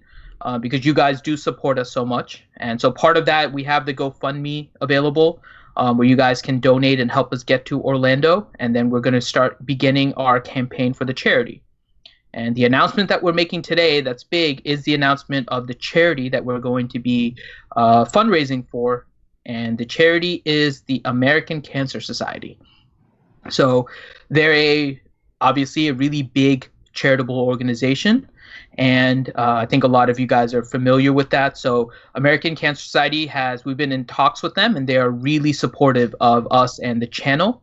And so it's really exciting to see how this is going to work when we get into the April timeframe and do the half marathon. So what we're going to be doing soon is actually, because of the support of the American Cancer Society, our GoFundMe is actually going to go down in how much money we need, because they have done a lot to support us. And it is actually going to go down from $5,500 to now only needing to raise $3,000. Yep. And American Cancer Society, again, shout out to them. They have been great. Again, we've been in talks with them. We've come up with all of these different ideas and stuff, and we'll be unveiling them shortly for you guys. So, yeah, American Cancer Society is our charity for April 2019 when we do our half marathon run. Yep. Now, other things that we're doing with regards to that is the GoFundMe, right? And the GoFundMe is for the travel that we need in order to get to Orlando. And we are going to be adding some options for you guys there. If you donate to the GoFundMe, some other fun things that we will be able to add. So right now, if you donate $25, I will help you remod 5 characters. And I've already been talking to all of the people that I owe remodding and scheduling and all of that. So DSP, I know DSP mentioned it. I will help you with your remodding as well. I'll message you soon and schedule that. The stuff coming up for you guys, if you are to enjoy it. So tomorrow we will be doing a live stream in the afternoon, around 5 o'clock, Ranger? Well, whenever. I don't think we picked a time yet. I don't know what was... Well, maybe make it a little bit later. Say 7, so people that are getting off work and stuff can watch it and stuff. That works. Okay, so 7 p.m. tomorrow, Ranger and I will be doing a live stream.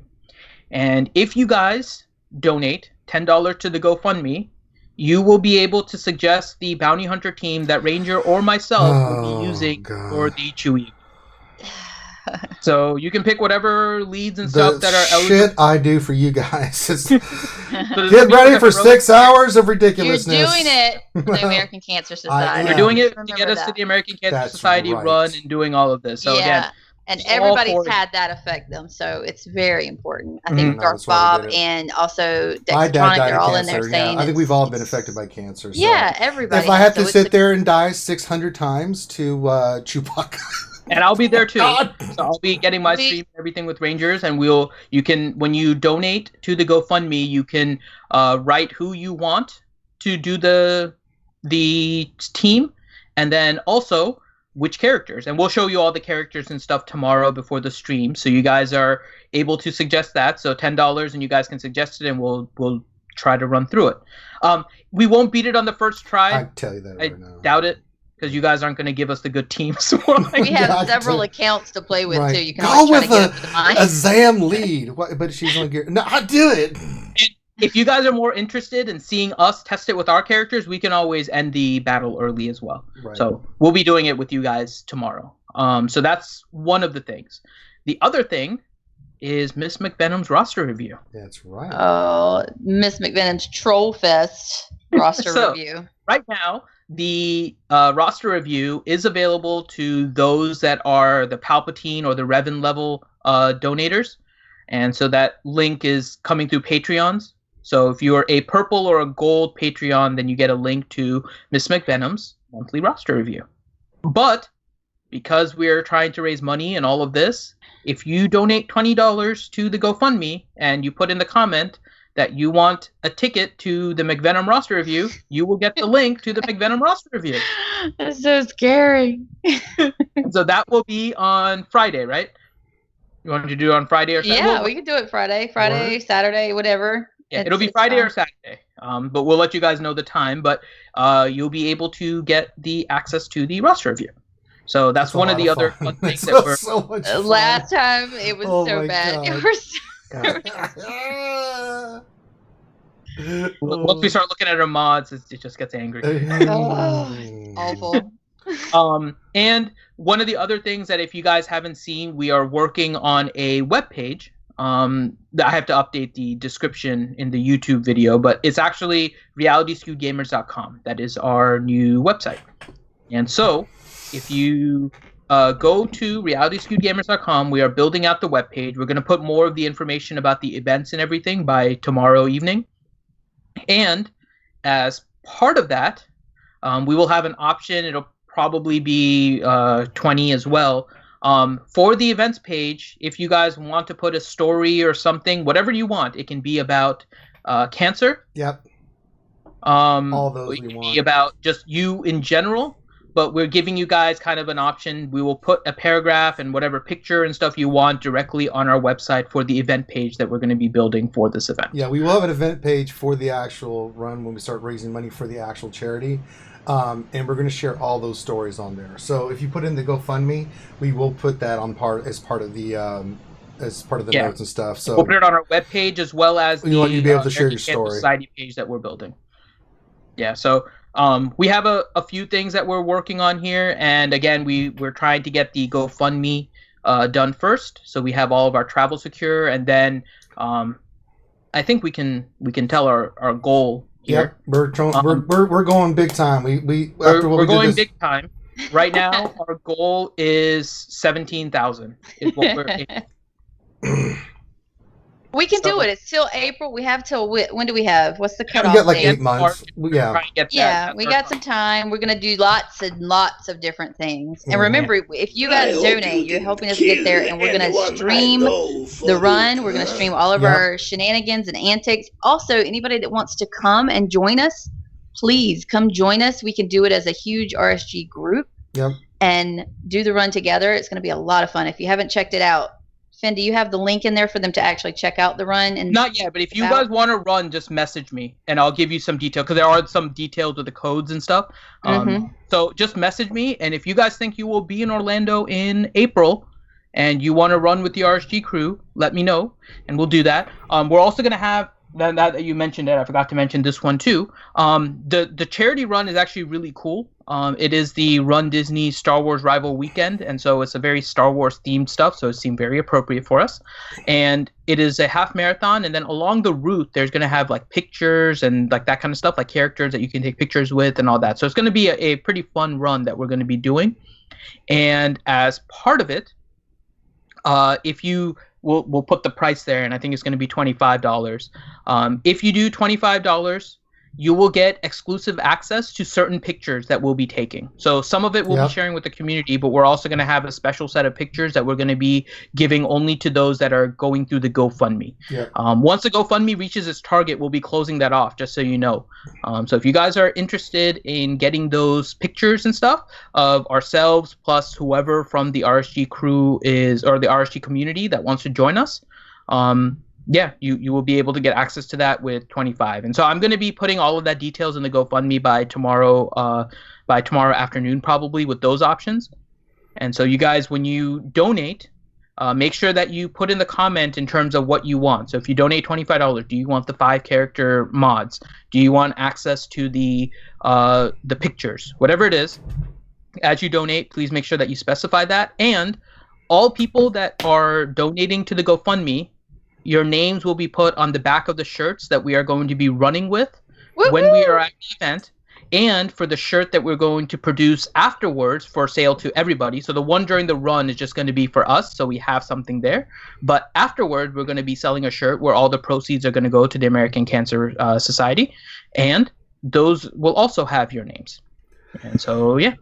We just had a donation from Dexatronic. He says he donated $5. Says, I love your choice of charities. My mom is a breast cancer survivor, so it means a lot to me. Way to go, guys. Well, you're welcome. I think cancer's affected all of us. I said my dad passed away in 2010 from lung cancer. So yeah, and I've had a lot of family, women in the family that have had breast cancer and stuff like that. So yes, I think it's very important. All right. It's a great charity. I love that Grim said he may run the marathon in a slave Leia costume. No, we discussed that. No, that's not happening. Next. It would be adorable, Grim. I support 100%. I don't know if adorable. No, that would be horrifying. I would love it. No. Grim, do it for me. Well, he will not be associated with us. Tits. Because he's going to have a chain, and he's going to give that chain to Tits. No, either one of you will not be associated with RSG. I'm telling you that right now. I love it. Yeah, it's Disney World. Enjoy being arrested. You have to have a chain. He's not going to be like. He could be like a modest slave Leia. Like obviously we. Right. What about the modest? How does that work? Tits? Right. It's a. Bikini. It's not like he actually has anything up top that's going to be offensive, and then we just put some booty shorts on him. It'll be fine. It's fine. All right, so that's not happening. So let's move on. So I think I'm going to wear a tutu. Oh, well, look at that! In the last 4 minutes, somebody gave an extra $25 on the GoFundMe. Hey, so thank you very much. Thank you very much.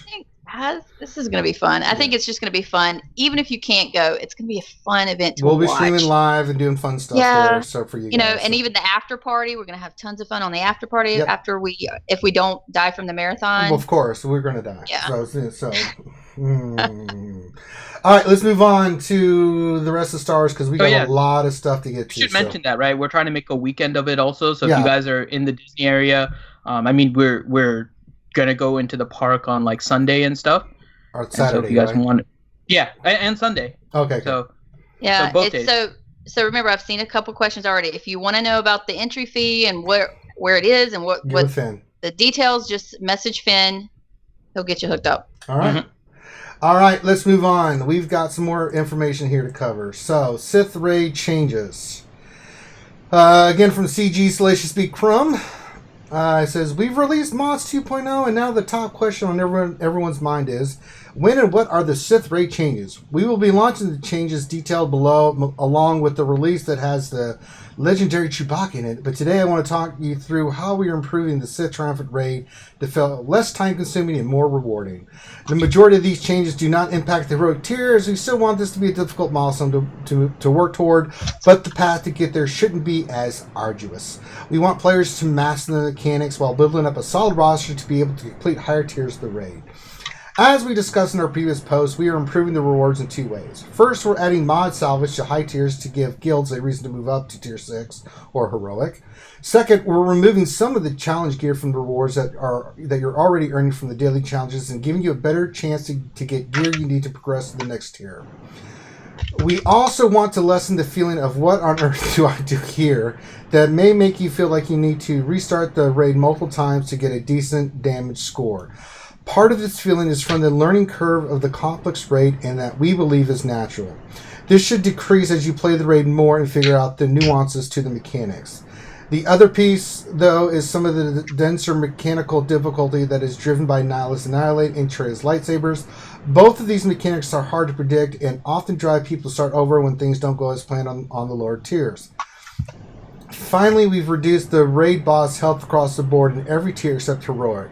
After playing through the raid with all the changes above, we still felt the time needed to complete the raid was too long, and reducing boss health will speed things along in non-heroic tiers. Changes to the raid. Let's start with our changes to Annihilate in Phase 1 and 4. All tiers include Heroic. Nihilus basic attack will no longer reduce the cooldowns of Drain Force and Annihilate when they remove a buff. Guessing whether Nihilus was going to attack or a buffed ally and then chain into Drain Force was critical to not losing a character early in the fight, but it was easy to get caught off guard. Drain Force will reduce the cooldown of Annihilate, but you can predict and counter it with careful use of Unbreakable Will. The next part of the mechanic changes involve the Trey in Phase 3, Tiers 1 through 6. We have changed Trey's lightsaber to no longer dispel or apply debuffs based on the buff they start with. The sabers will still have random buffs, but this adjustment will hopefully decrease the need to restart until they get the right combinations of buffs on the lightsaber because of the paired debuffs. Last up for the mechanic changes, boss health has been reduced in Tiers 1 through 6. This will speed up completion rate and result in guilds being rewarded more often. This also encourages guilds to attempt higher tiers more frequently. This chart below shows how much health has been reduced to all bosses at that tier. Note, all these numbers are still in the final tuning process, but are close to release values. Changes to rewards. That's a long-ass post, man. Guilds will be completing the raid faster with the changes above, which means more rewards overall. We also want to increase the quality of those rewards at the higher tiers of the raid. We can see from the participation data in different tiers that many guilds were skipping tier 5 and 6 as the increased effort was not worth a small increase in rewards. To address this gap, rewards for tier 6 and above now include mod salvage, and we're removing some of the challenge gear from the AAT prize box that has been stacking up in your inventory because you're already earning it in daily challenges. This will give you a better chance to get the gear you need to progress to the next tier and make the rewards feel consistently better than before. Added mod salvage reward to tier 6 in Heroic, 5 to 12 gear salvage in tier 6, and 7 to 14 salvage in Heroic of one of the following MK Bonnie Pin. You can list them all there. And then they show the gear they removed. Please note the impact. This will impact tier 6 Heroic AT, and tier 5 Heroic STR. Please also note that we are still doing some final tuning, and this may result in a few minor changes not listed above. We will detail all final changes in the patch notes when this releases. We look forward to hearing your feedback and discussion on these changes. All right. Holy cow. 407 years ago, our founding fathers brought... Oh, sorry, I was just going to look away there. They are nothing if not detailed. Jesus. Oh, well, we knew this was coming. I mean, is there really much to discuss? Tits, what do you think? I'm just enjoying your reactions tonight. Honestly, I didn't understand any of it, so okay. I'm kind of just... I'm really, honestly, that's a lot of information, and I have to read it again to really understand it, because I don't know how this will affect me, who can barely get a certain amount in a raid anyway, so I have to play it and figure it out, I guess. Okay. I don't know. It's not really going to affect those that are doing Heroic as much. No, we just get some mod salvage. So, yeah, okay. So it's mainly for the lowers and trying to get them in a position where they're able to get to the Heroic. And so they've changed some of the healths, right? So the health makes it a little bit easier to beat some of the stuff. Most important to me, I think, is that they changed tier 6 down 50%, right? Yep. And then they also are now adding the mod slicing. And so one of the biggest problem was that tier 5 was worth it if you were close to tier 7. It's weird. If you were really close to beating Heroic, tier 5 was better because the time it took to beat tier 6 was ridiculous, and the rewards were not that much better than tier 5. Now they've reduced the health in tier 6 to about half of what it is, and you get the mod salvage, which is really nice. Some of the changes to the gear, though, I'm going to say it right now. I know I have a lot of it, but I know a lot of people do not.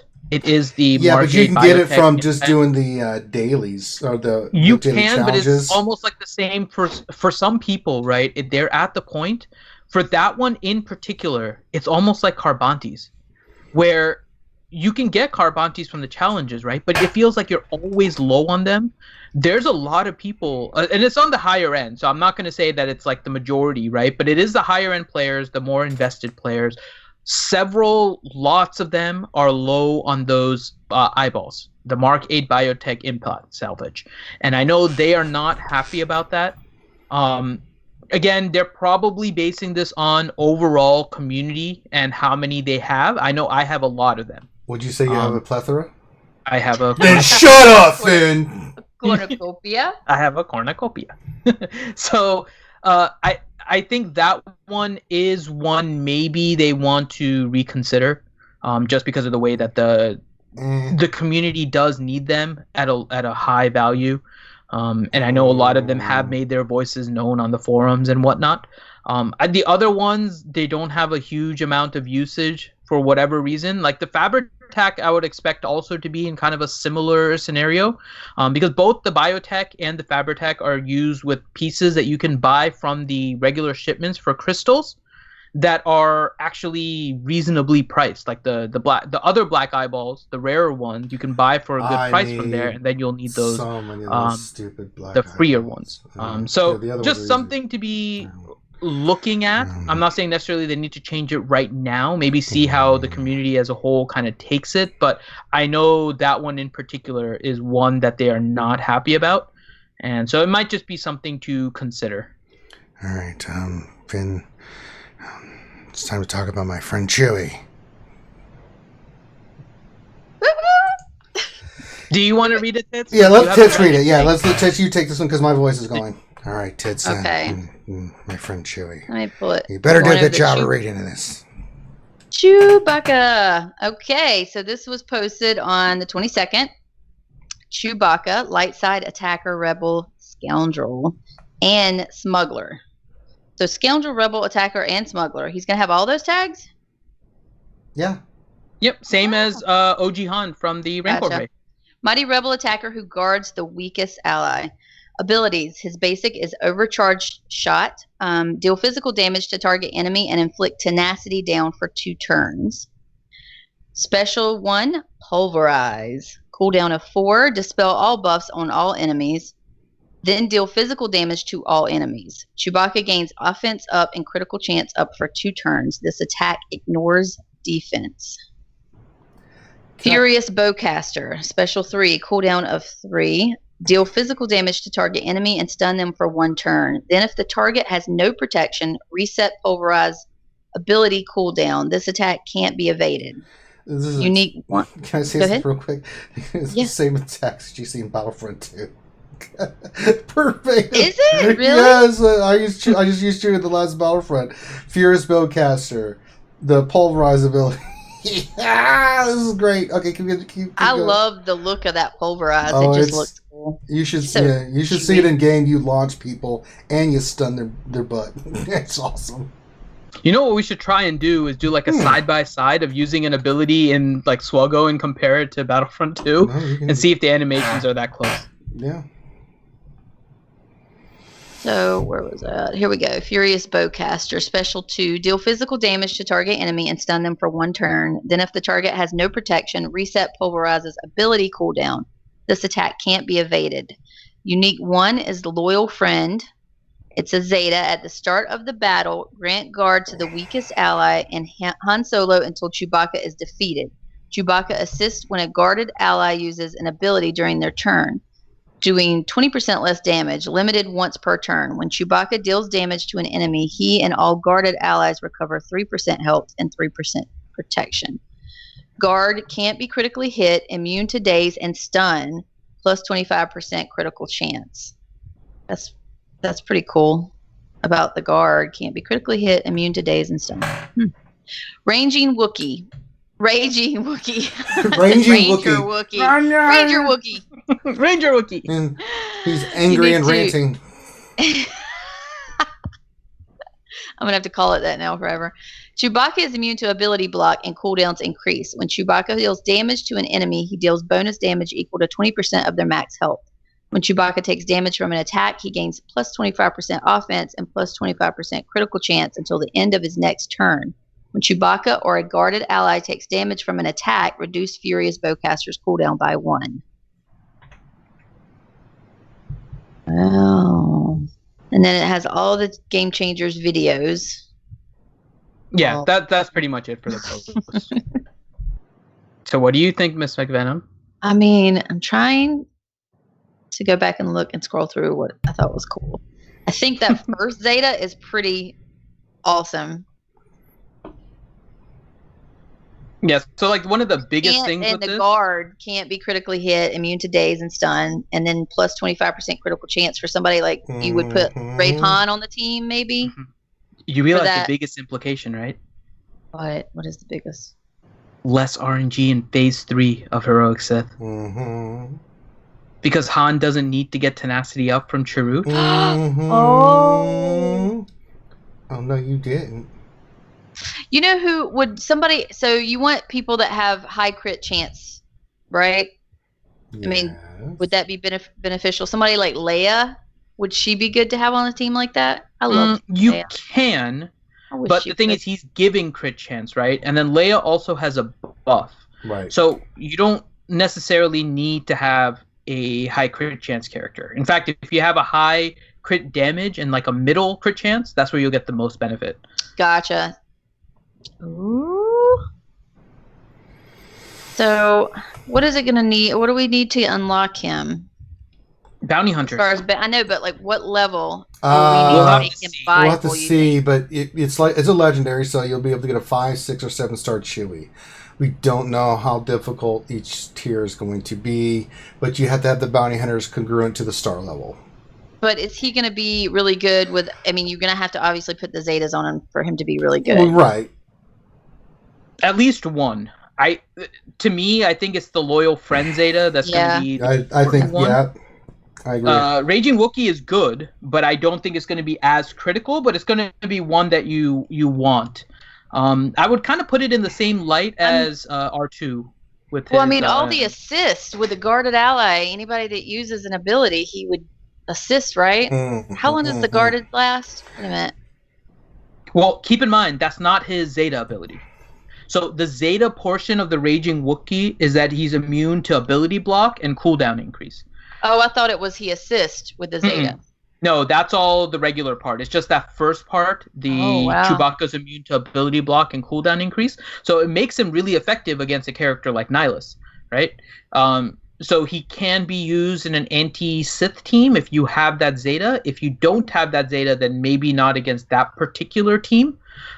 So it's a little bit more of a situational Zeta, but it's a important situation because it's currently like the meta and it's probably the team that a lot of people are facing in territory wars and trying to beat, right, and developing a team for it. So it's a good Zeta, but again, the other one, I think the loyal Zeta is going to be more important because the Zeta on that one is where it starts to recover health and protection.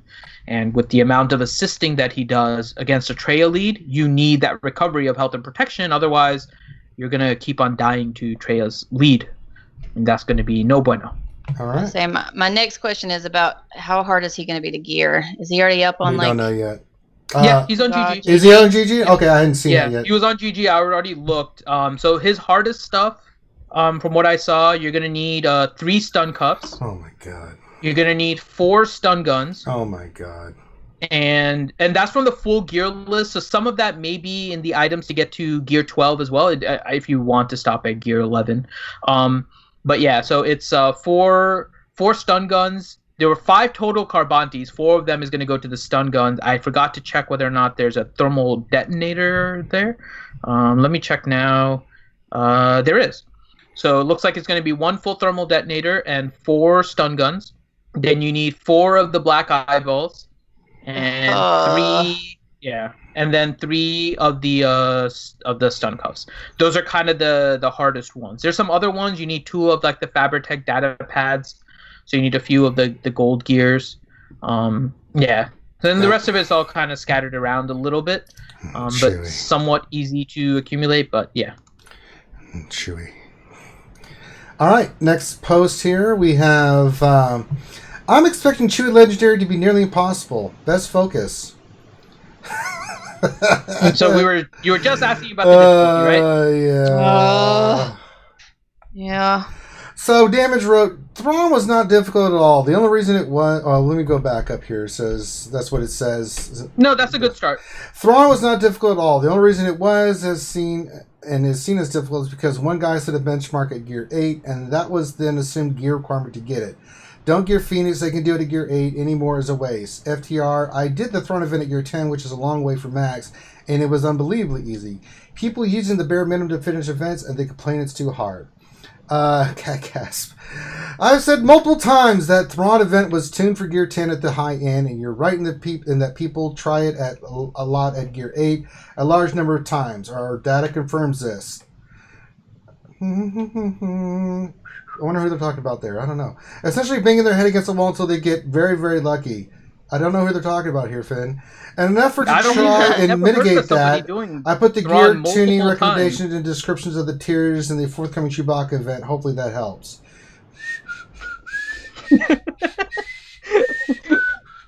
I don't know, Tis, have you heard of somebody just banging their head with Gear 8 and Gear 9 characters? I seem to recall someone. I'm just over here just chilling. I'm losing the name, though. It's I am right on the tip of my tongue. I think it might be Wookiee Ranger, something like that. Raging Ranger Wookiee. So essentially, right, we always look for the bare minimum because people don't want to overgear and whatnot. So that's just something to kind of keep in mind. They're saying that the Thrawn event was tuned for Gear 10, and most of us were able to beat it if we didn't try to go like overboard, right? Gear 8 and 9 characters, you were able to beat it, but you did require some RNG. Bounty Hunters is a solid team. So it is one potentially that is worth investing in more so than the Phoenix was at that time and still is. So if you want to invest in your Bounty Hunter because you want them as a good squad, that's fine. If you're doing it to try and figure out the bare minimum, then definitely wait until people have some opportunity to attack, and you'll be able to see us streaming tomorrow. Yeah, that should be great. And you'll be able to see our bounty hunters and whether stuff was easy or hard or something based on the level of our bounty hunters. But if they are scaling it accordingly, where they're required is, let's say, Gear 12 or something, I think you're probably looking at Gear 10 being the minimum. I don't think so. I think it's going to be Gear 11. It might be. Oh, my goodness. Because bounty hunters require so many stun cuffs and Corbantes, as I'm finding out. It is absolutely instant. So ridiculous. The question is, who do you have the Zeta on? Who do you think is going to be essential to have Zeta and geared? Well, so like all of mine, I'm almost to 7 stars on the essential people. Well, but my thing is 7-star. I have got Bosk almost to 6. I'm right so with I've got you there. Everybody else, I've got Boba, Greedo, Cad Bane, IG-88, Zam. No, I don't have Zam. I have those other ones at 7 stars. I think that the key piece is going to be a Zeta on Boss Fleet. Mm-hmm. But that's if you can use him with the 7-star. I will not be able to. So you'll need him at 7 stars. I may have him 6-star, but I do have a Gear 12 Boba and stuff. 11 IG-88. I think I'm about to have Greedo with 11 stars. Dengar's 9, but by the way, get him to Hellenix 10. just posted in the thing. We're talking about the heroic when we're talking about the Gear 11. The 5 and 6 tend to be a little bit easier. Yeah, they'll be easy. You won't have a problem. So with we're discussing more directly to the 7-star. When you go down, it'll probably drop to where Tier 5 is going to require like Gear 8, and then the 6-star is probably going to be about Gear 9, Gear 10 mix or so, assuming that it's Gear 11 for the heroic. Yeah. But I think they're going to be a little bit more lenient on that because the gear requirement for bounty hunters is just ridiculous. It is so ridiculous. I mean, good God, the amount of Corbantes. I'm trying to get Dengar from Gear 9 to Gear 10. That's 200 Corbantes just for that gear. I just did Greedo and it was 200 stun cuffs. Imagine. So it is cray the amount of gear you need for those characters. And I've only got Zam. Now, Boss is Gear 11. He's easy. But getting him the stars is the other question. But Zam and Cad Bane are turning out to be poo-poo heads too. So And I haven't, the newer ones aren't even touched, so that ain't happening. So yeah, that happened. So yeah, we'll see tomorrow when it unlocks. Mine may not be as fair. Well, how are your bounty hunters, Ranger? Because I do have a lot of Gear 11 bounty hunters. So I don't know if mine's going to be Gear 12 bounty hunter. So Gear 11 on boss Zeta, but he's only 5-star. I may have him 6 by the time. I don't know if I'll have him done by tomorrow, but I should have him close if I get enough crystals, and we'll see. But then IG8's almost Gear 12. Greedo's about to be Gear 11 as well. Dengar's 9, working on 10, and then Cad Bane and Zam are 8. But it's just so much gear. I've been focusing nothing on gearing those, and it's crazy. I have never. I mean, okay. Mine may not be as fun for people to watch them because my boss is 98 out of 100. So chances are I'll be able to get him to 7-star tomorrow, and he has a Zeta on his lead, and he's Gear 11. Greedo is Gear 11, 88 is Gear 11, Dengar's Gear 11, and Boba is Gear 9. So he would be my lowest one, but my other ones are Gear 11. So I'm thinking I'll be okay, but I guess we'll see tomorrow. Yeah. So we'll see how it goes. So we'll see tomorrow. All right, next one, kit reveal for IG 2000. We'll let Tits read this again so she can go key. All right, let me pull it up here. Okay, so IG 2000. This is Dark Alignment, Dark Side, Bounty Hunter, Scoundrel, Droid, Attacker categories. Cruise IG. Before you go into details, did you hear about how people learned about the ship? No, tell me. It was accidentally revealed by the same game changer twice. What? Because they've been streaming with their beta accounts and stuff, and they've been making like videos with it. So on their like their dev game changer beta account or whatever, the event was up for them to play, and so the first time you could see the little icon on the side. And so everyone was like, look, it's IG-88's ship. It's coming into the game. Was it one of the new game changers? I won't say who it is. So, but I'm sure most of the people already know, but I'm not going to say who it is. But oh my gosh. So that sounds like an RSG messed up right there. Well, no, we don't have a test account, so that's not us. But I mean, if we did, it sounds like something we would do. Yeah. So then that portion was removed from that video, right? And then I don't know if it was the next day or like 2 days later, it was another stream, and then he opened the chat, and a couple of game changers had just unlocked and like 7-starred IG 2000, and it showed up in the chat. And it stayed in the chat like this person now has a 7-star IG 2000. Everyone's like, "Oh look, it's confirmed." Oh man, that's so. I feel bad for him, whoever it was. That one, I'll tell you right now. So it's not her fault. It was just hilarious because one of the people that unlocked IG 2000 was T Money. It's not her fault. She wasn't the one streaming. She just unlocked it on the dev account. She did nothing wrong. She just unlocked IG 2000, but she had no idea of knowing that it was being streamed and recorded. Last one says T Money.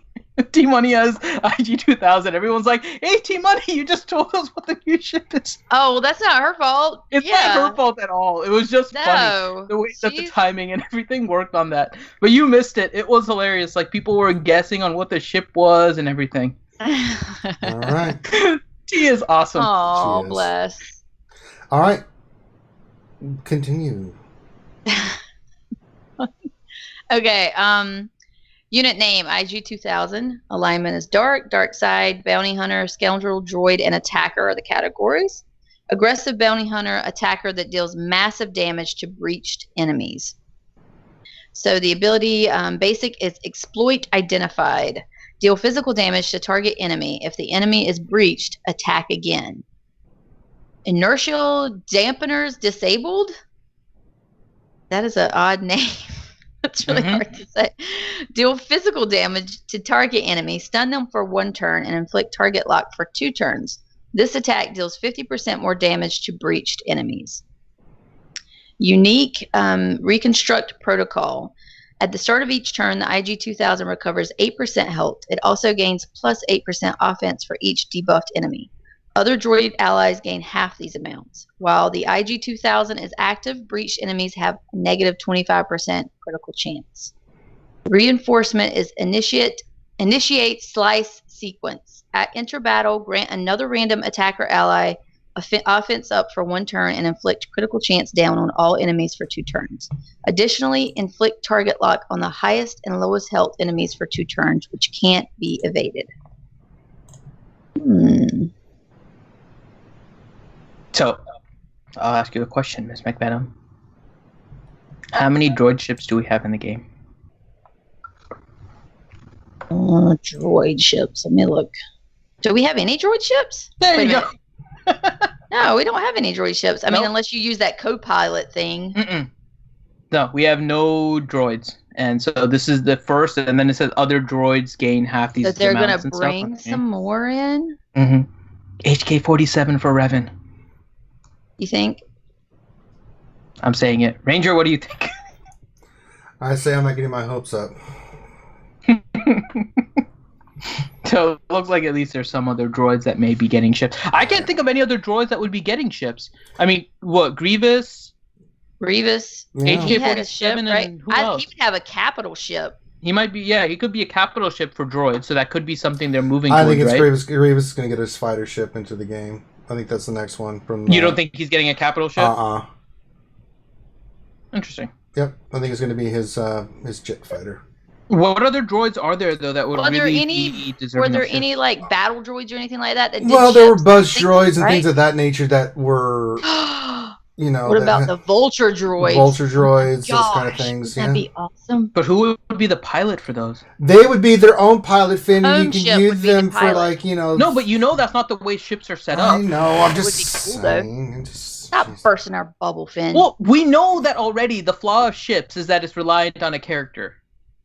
So we know that already. So you have to go So based on we that. can- it would be go really with cool though if they Grievous. said droid ships could be ran completely by your home ship captain. That would change would- like the entire dynamic of ships. Roger, Roger. Which I hate ships, so that would be great. Okay. All right. We've done enough on this one. All right. Time to move on. So we can talk about the ship though, because we haven't. I really don't want to know. Why? It's ships. It's a nice ship, but I mean, it'll be 3 stars and it'll be great. And if you want to, I think we have a. a bounty hunter starting lineup for it, right? Well, yeah, you've got what? Well, because we were bringing Boss. Slave 1 off the bench before. Yeah. Because he works so well as a reinforcement. So now you have a potential starting lineup bounty hunters that's actually reasonable.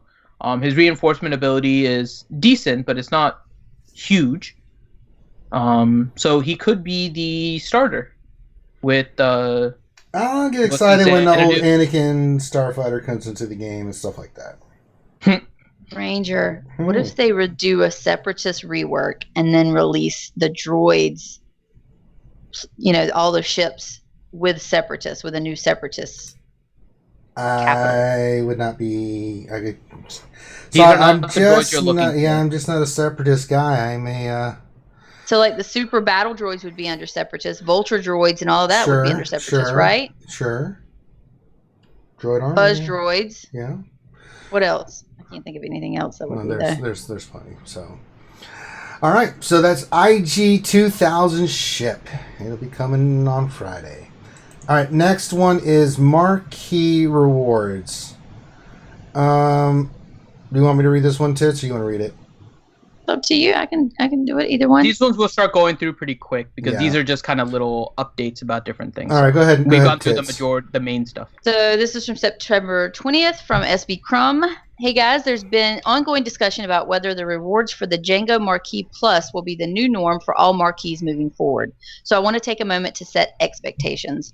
As I alluded to before, by the time the marquee fatigue had become apparent, we were already too far underway with making Django's event to change it, to be something structurally different. However, we also knew that Django was super well liked and that we had to do something extra to make this event special. Thus, we juiced the rewards. As Carrie mentioned on this post, and they link it, the rewards for Django are special for that event and are not intended to be the new rewards for normal marquees moving forward. That said, sentiment around Django has been generally positive, so while we're not promising more Marquee Plus events at this time, we may release more in the future. Makes sense. Yes. And so, are we going to go through the carry? No. No, we don't have to go. No, we did that. Okay. Yep. It's pretty cut and dry. They did it. It'll be for certain characters, maybe moving forward, and not for every single one. I think it's pretty cut and dry.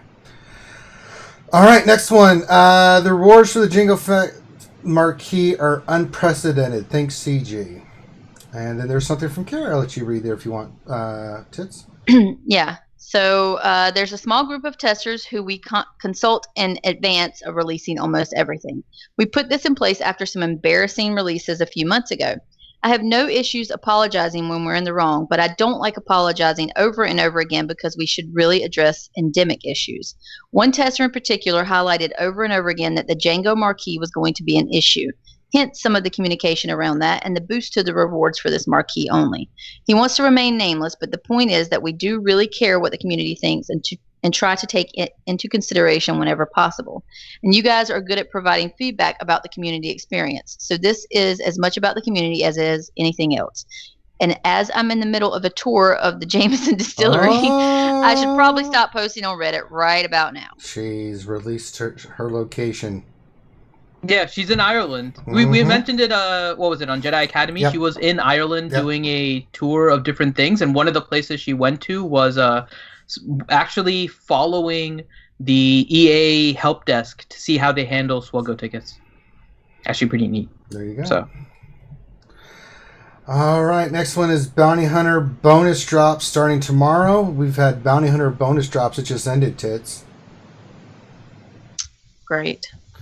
Well, if your homie was farming the... Jay probably worked on them for you, Yeah. I'm sure. Yeah, he did because, I'm close. I'm right at 6 stars on Bosk. And I can't remember exactly where I was at, but I definitely wasn't that close, so I know he's been farming. Main thing is you didn't really have to do anything extra for it. It just each stage dropped a different bounty hunter node, and again, we're just trying to cover everything since the last week. I know we talked about it. They provided some more details during that week, which you all got in in-game messages. So one of them was just posting where all of the different nodes with the different levels we're giving. So that's that post. Like I said, we're going to run through some of these now pretty quick because this is just kind of a recap of some of the stuff that happened in the past week. That's right. So we had that. Then we had Bounty Hunter drops messaging confusion. I can just summarize this again. Yeah. So they put a post that said 9/21 and 9/24, and then there was a 9/22, and so everyone was confused as to when the bounty hunter drop started. It's part of the issues about not having necessarily a standardized time, but they've been working actually pretty good at trying to get it to a UTC-based time or telling you whether it's your local time. So they just clarified that it was going to be on 9/22 on your local time is when it started. And so, yeah, they clarified that for us. Which was wait a minute. Is it still going? It says 9/22 through 9/26 at midnight. Yeah, so it was the opening of 9/26. So it would have been your, AM. 12:01 a.m. on 26th. Well, so it just ended earlier today. Poop. That's right. Poop. And it's actually not midnight. It's 1 a.m. for the U.S. because of the stupid daylight savings time and all that crap. Okay. All right. So the known issues, 9/26. We want to go over that. Below are the latest issues for today, 9/26. The IG 2000 is referencing an incorrect stats table. That was fixed. The Mod Salvage Pack and Mod Salvage Mega Pack have incorrect descriptions, and that was fixed. So left to be fixed is the Territory Wars button is grayed out even when you can enter the event. Note, you can tap the enter button to still enter the event.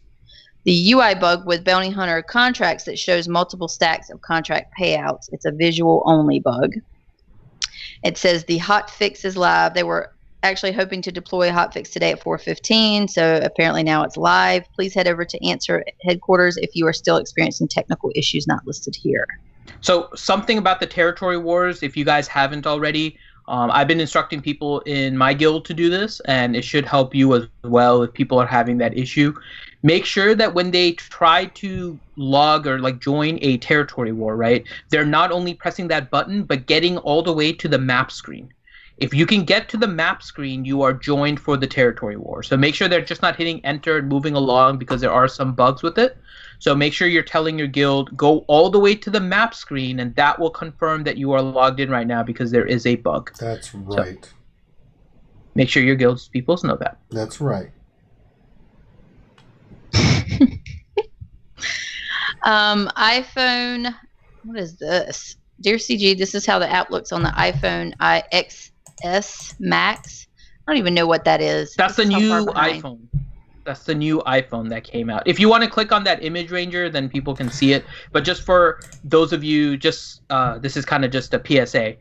So there's an issue where the view on the new iPhone is like getting cut off on the edges and stuff. And so you can't click on some of the buttons because of the design and like the full screen display and all of that. Wow, yeah, that's bad. Yeah, so they're aware of it and they're working on it. Just so you guys know, I don't know how many people upgraded, but we just want to let you guys know it is an issue. They are aware of it and they are working on it. So saith the Lord. Should probably get an upgrade soon. In case you missed it before, okay, this is from Carrie, EA Carrie. In case you missed it before, marquees were never the problem. Yeah, the title doesn't matter. So this is kind of a fun post. This is because Carrie's in Ireland. Yep. Yeah. You do it. Oh, so yeah, somebody just posted to Top Hat, maybe she'll bring you something tasty from Ireland to have that meeting. And Carrie responded, nah, Top Hat gets no gifts. He's the man like me. Damn, the man saved the empire. I can't believe she's posting this on Reddit. I think she was in that brewery too long. But I did get some Guinness-rated swag for the team. Usually I pick up candy and chocolates of the region and then a few gifts to give away for trivia in the next team meeting. In fact, if anyone wants to help with trivia questions, people are giving trivia questions. So if you scroll down, she's just having fun. Oh, wow, I see them. There's some good questions in there. They probably should have private messaged her with them because they can just look them up. Yeah, I know. Now it's all on Reddit, so people are just going to come on and watch it. So for those of you that are at CG currently listening to us, head over to the Reddit to see all the questions that Carrie will be asking you at the next trivia. Yeah, that makes sense, right? Man, my team really knows a lot about this stuff. RSG, your source of information to beat Carrie's trivia contest. Amazing. Yeah, so she just it's pretty fun. They're having fun on Reddit, so it's pretty interesting. Yes, indeed. And then the last one. So, about CG Salacious Beat Crumb. Okay, so I'll read the original post. If you guys weren't aware, CG Crumb kind of came recently and became the community manager and has taken over. He's done a really good job, I think, of communicating. The communication level from CG has been great. Now, we may not necessarily agree with all the changes and all of that, but the way they've been communicating has been great. They've started to do things like the pop-ups in-game, letting you know when the updates and stuff are coming, so you're not necessarily surprised by it. And they're constantly working to improve that communication. And so someone had posted, kudos to CG Crumb. In the past month, I've been more engaged and interested in SWGOH than I have been in well over a year. Instead of the cycle of negative news that has plagued this game earlier this year, to me there's definitely a feeling of excitement to the game right now. And all it took was having someone interact with the community.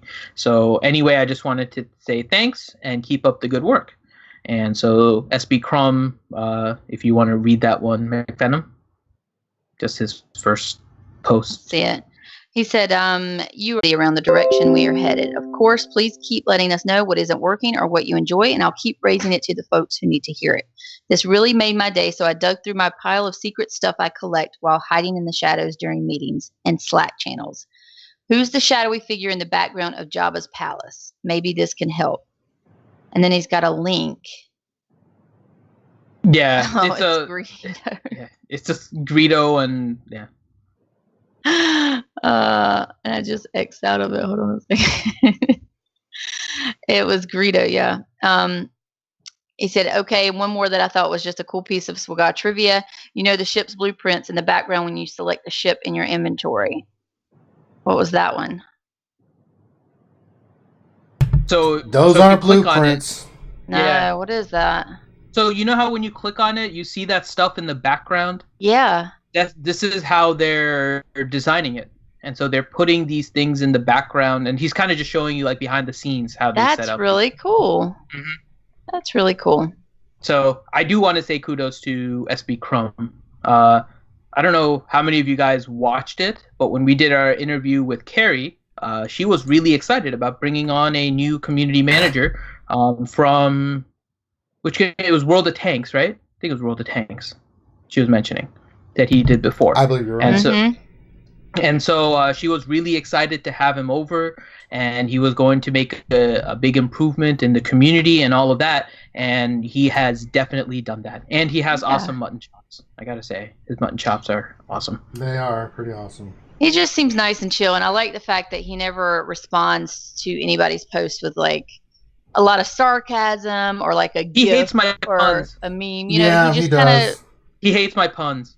So much so he apologized for it in a dev post. But it's all like you nice there for that one? spirited. It's not ever like No, trying to this is embarrass why she anybody. was in hurricane mode, dear Bo. Oh, you missed that one. Yeah, I did. She's missed a lot, Finn. All right, we get it. I know. I'm putting it in the Skype chat for you, just so you can see it. But yeah, so they did their charity stream, right, for their Extra Life and all that. And they gained 10,000, and I was pretty much watching like the entire day, and I was starting to put puns and stuff in the chat, and Ryan was like loving them, Rydigs, and SB Crumb wanted to not read it, and he restricted me to 1 pun an hour. And I did that for the first like 6 hours, and then I couldn't do it anymore, and then I ended up like going crazy. And then John Solero joined the chat, and we were having a pun off. It was really fun. And then SB Crumb posted that he can't apologize for the bad puns enough. And he says, "You know who you are." That's me. It was awesome. You can actually blame Finn. Yeah, that was me. This is why RSG can't have nice things. This is what Finn does to us. Alrighty then. That is all the news. I cannot believe we got through all that. Sweet baby Jesus and baby Jesus. There's a really funny, if we have time, there's "'Twas the Night Before Chewy."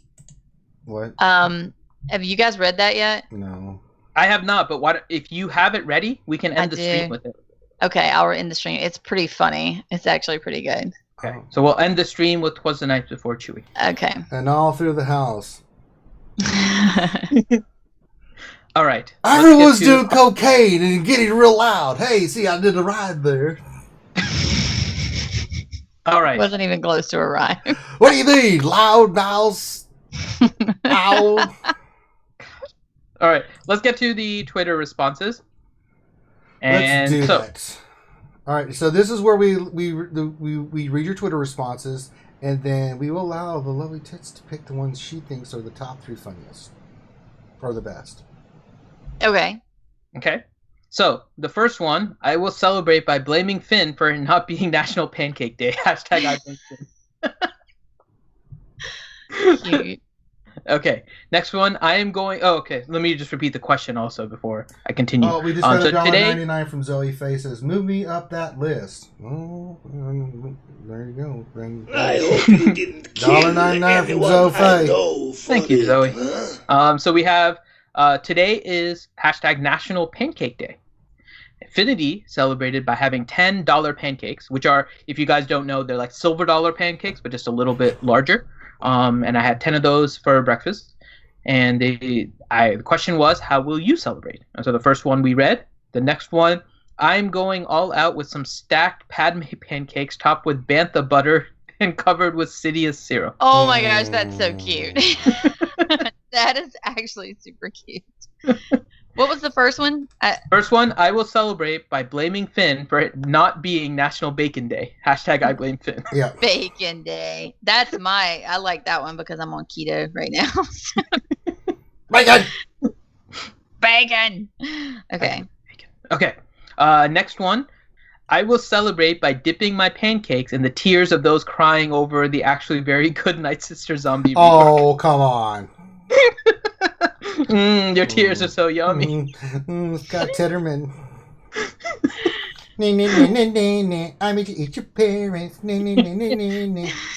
I call this Mr. and Mrs. DACA chili. Okay. Next one.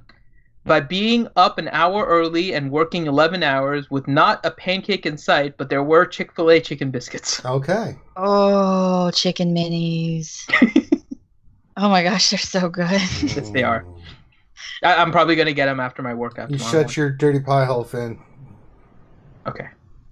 Next one. I tried to cook a birthday cake in a frying pan, which obviously did not work. I clearly misunderstood what was meant by pancake. Oh, God. That's super cute. Okay. Next one. I'll pour one out for tea money, one being a bottle of maple syrup. This one's for me, and this one's for my homies in Toronto, eh? Pour one out for tea money. Everyone just spills maple syrup all over the place. Mama, And then it's gonna just spread. mama. You know how syrup gets everywhere. It's like, Oh, yeah. And then it just creates like a sticky mess. Okay. Next one. I'm going home and making a super fluffy pancake and slathering that thing in macadamia nut sauce. Oh, Lord. Oh, gosh, that sounds so good. Mm-hmm. Next one. I looked at. I know who that is. I Yeah. bet I can guess who that I'm pretty sure most people can guess who that is. That macadamia nut sauce thing kind of gives away your location a little bit. Next one, I looked at Finn's picture of those pancakes and cried because I can't eat pancakes because I'm on a low-carb diet. Oh my gosh, I feel your pain, whoever you are. Yeah. I feel your pain. Yeah, I do too. Next one, that's easy. I'm celebrating with the one and only pancake face, my main man, Nian Nub.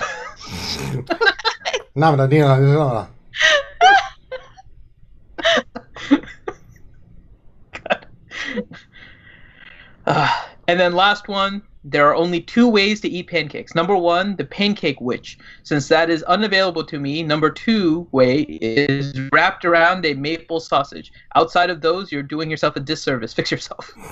Fix yourself. Fix yourself. Fix yourself, fool. It's not personal. It's business. Actually, fix yourself. All right.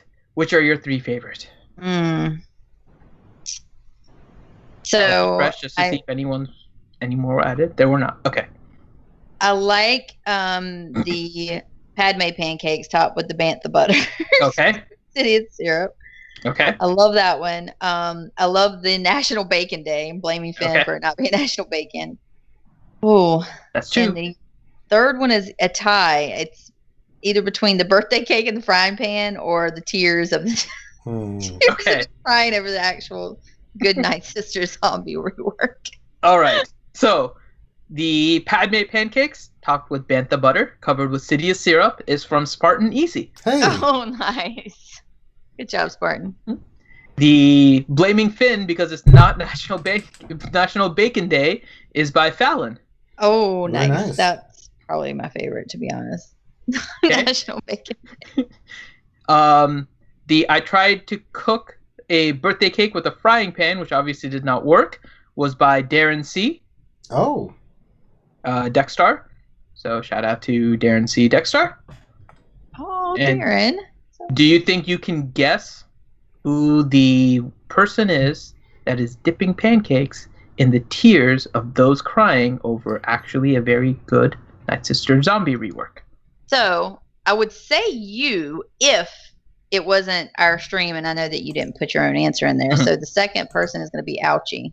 You are Is it correct. Ouchie? That's right. That is Ouchie. So for all of you that are saying that you are It's a very clever quip, and that sounds very Ouchie. Yeah, that's very Ouchie. So for those of you that are upset with the Nightsister reworks, don't worry. Ouchie is using your tears for her pancakes. It's all good. All right. All right, So- it's question time. That's question time. So the questions are in the stream questions for you, Miss McVenom. I'll add if there's any more that come in. Okay. Oh Yeah, my goodness. Nightsister Zombie is going to be interesting just to see how she plays out. I'm still waiting for some videos and stuff of how she works. I think we have a Sith raid starting tomorrow. No, day after. So I still have a couple of days before I'll be able to test the Strong Zombie, the new one. So it'll be interesting. Okay. Sorry, it took me a minute. My Discord is an absolute mess. No worries. Okay. First question is Klebo. Mhm. What is the channel to follow? Enjoying so far. RSG. That is the channel. Mm-hmm. Join the Discord too, Klebo. The link is in the YouTube description. Absolutely. Sanely Red. I have a double Zeta G12 Bosk, and I'm still struggling with the Ginger Ninja battle in Galactic Bounties 2. What team comp should I run? Grande said something at lunch today about what to run, and I don't remember. I mean, so the characters that I've seen run primarily that have been like the key were Dengar and Cad Bane, and getting those stuns off. And then I think the other two, if I remember correctly, were Boba and Zam. Yeah, I think it's about the stun and the stun and the detonators for Enfys. To not get any retribution from her. Mm-hmm. Keeping her stunned, keeping her stuck there, and damage that she's receiving is not causing her to hit you back. Yeah.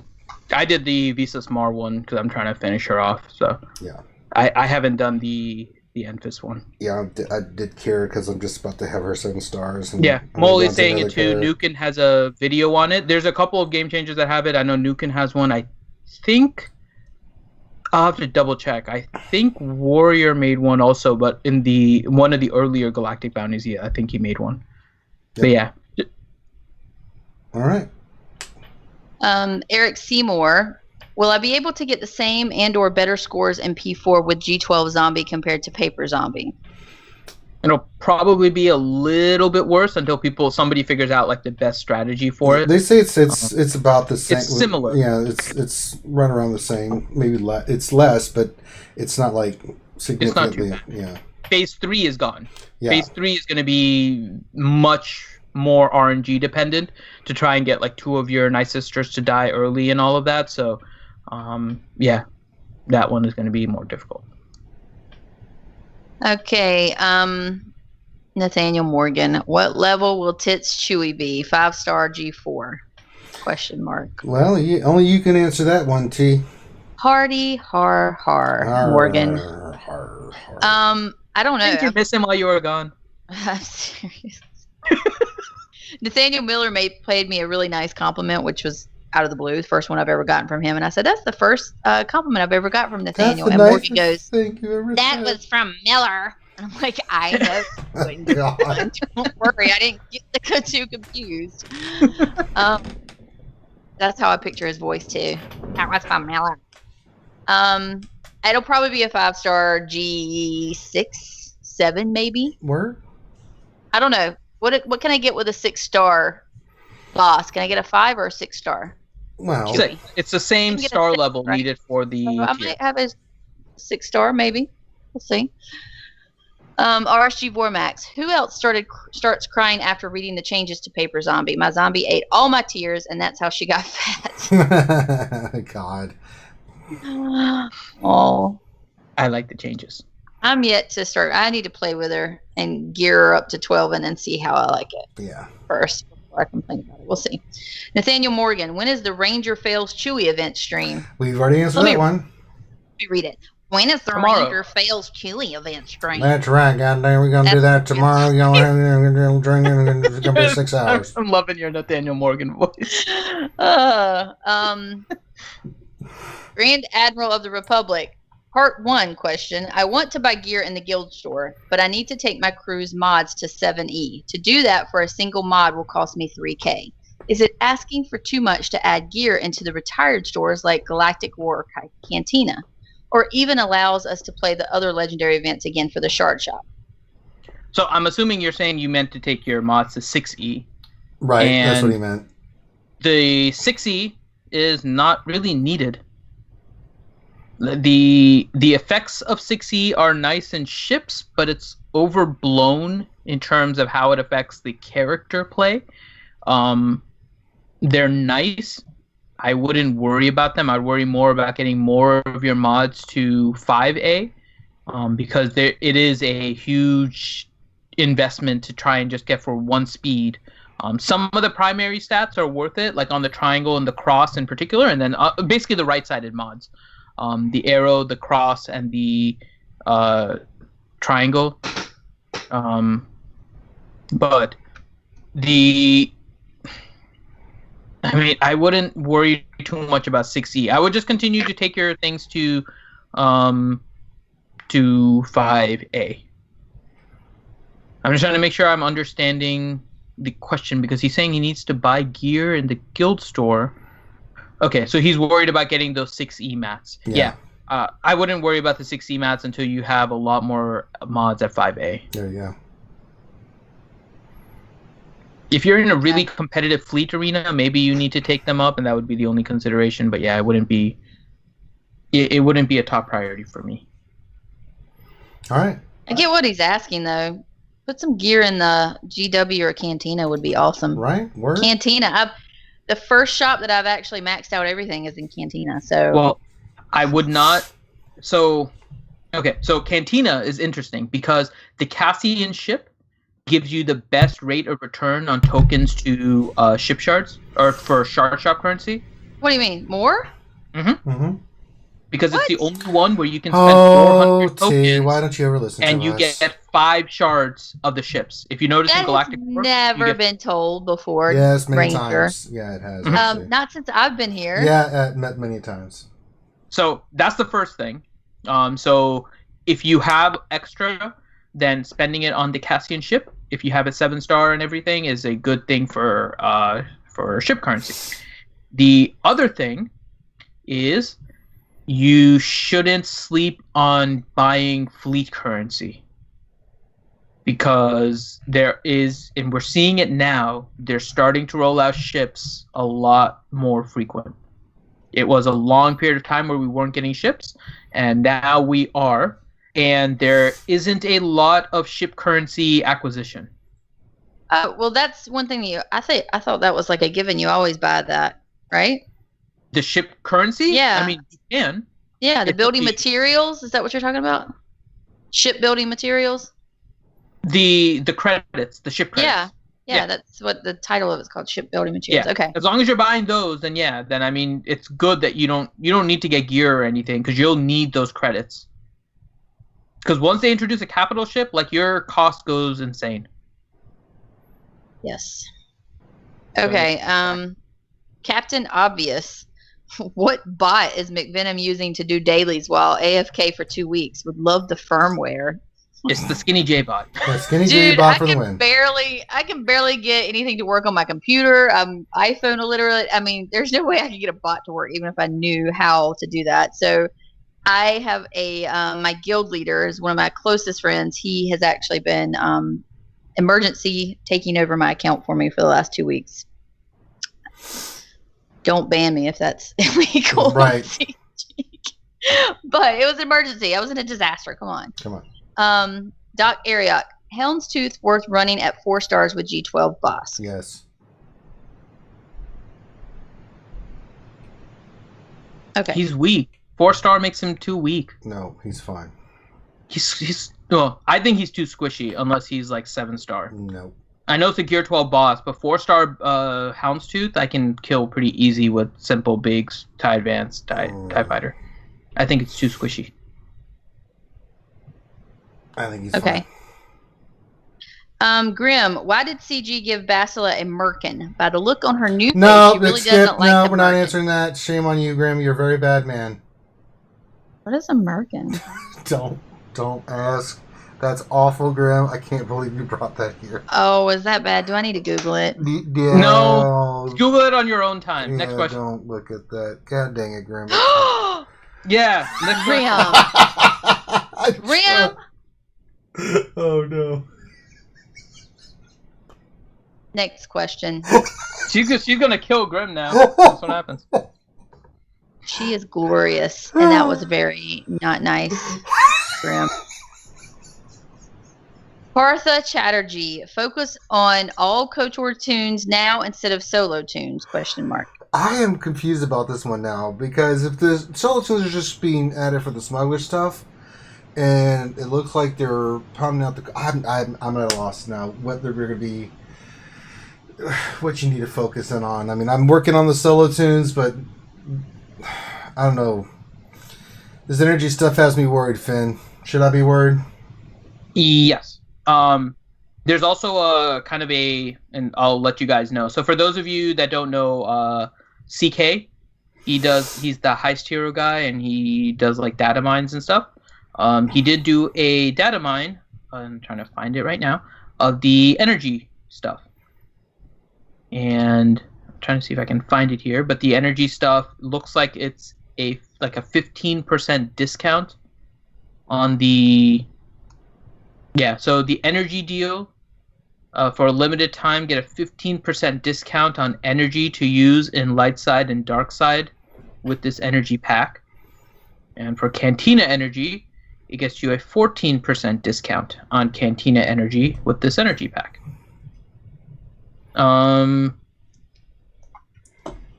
We'll figure out the math later. I'm not liking that. I'm not liking that sound either. Because it's not worth it for me to go to the 200 refreshes for a 14% discount. This is no. Wow. I'm just like flabbergasted. I'm sorry. I made the mistake of looking again. I told you, I was like, "Don't look, Ethel," and you wouldn't. Why are these even a thing? I don't understand what these. Just go listen to the mature stream from Saturday night. We did. There was. I'm gonna have to go back and check that out. I don't understand that at all. Like, wow. Want that? Okay. All right. Okay. Then continue. You're reading the questions. Oh, okay. Sorry. My cheeks are so red right now. Oh my god. That's funny. Nathaniel Morgan. Does Friend really still need there isn't going to be a panic farm? I've been panic farming since node refresh cost reduction. Wait, when did I say there wasn't going to be a panic farm? Yeah. I don't know. I was saying that you don't have to panic farm the solo characters because you've had time, right? But this is definitely, they're trying to force you to panic farm the KOTOR. Like everything that they're doing in there, I think the energy thing is going to make it so that you have to use some of your crystals.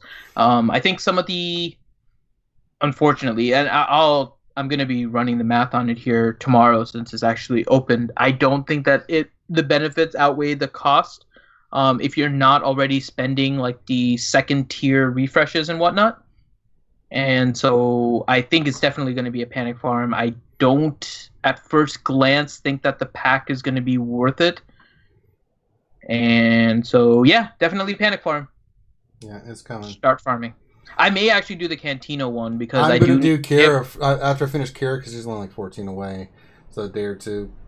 Going right into those damn KOTOR characters. I may just go because a lot of my solo characters are at least geared are 5, so it's like, yeah, all in on KOTOR. It's like, god dang it. Yeah. Nathaniel Morgan, what is Georgia's target, and is she staying on it?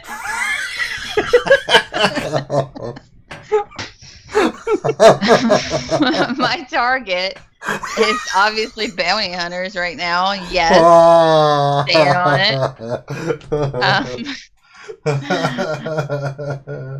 And look at him in chat. Well, that's trash then. Morgan, I love you, man. I'm just teasing. You're on the voice. It's one of my residents' voices. You can't tell.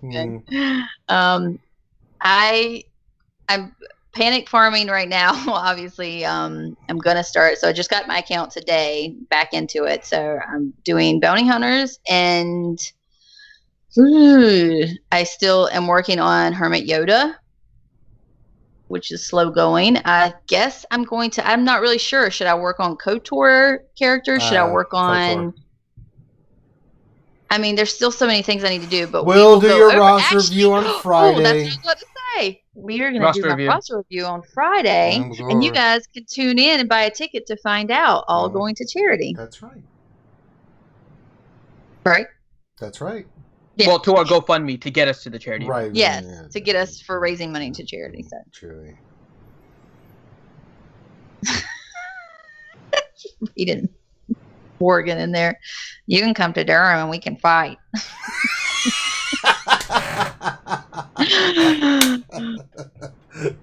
I know Durham really well, Mr. Morgan. Oh, all right. Let's see. Next question. Contingent 33. Is Chewbacca going to be good enough to get off target? I don't know what that means. Like, if I'm on target for something else, do you think he's good enough to switch targets to get Chewbacca? Depends on what your target is. Yeah. If your target is something very specific, like if you're just trying to complete, I don't know, Separatists and just trying to get like a full thing, then yes. If you're focusing on trying to get ready for Jedi training or Jedi training Rey, who's going to be returning next month, no, stick with Jedi training Rey. If you're trying to finish off your First Order or your Nightsisters, how close are you? Can you move away from that and then still have enough time to kind of get that soon? We would need more details as to what your target is and then tell you whether or not that target is worthwhile.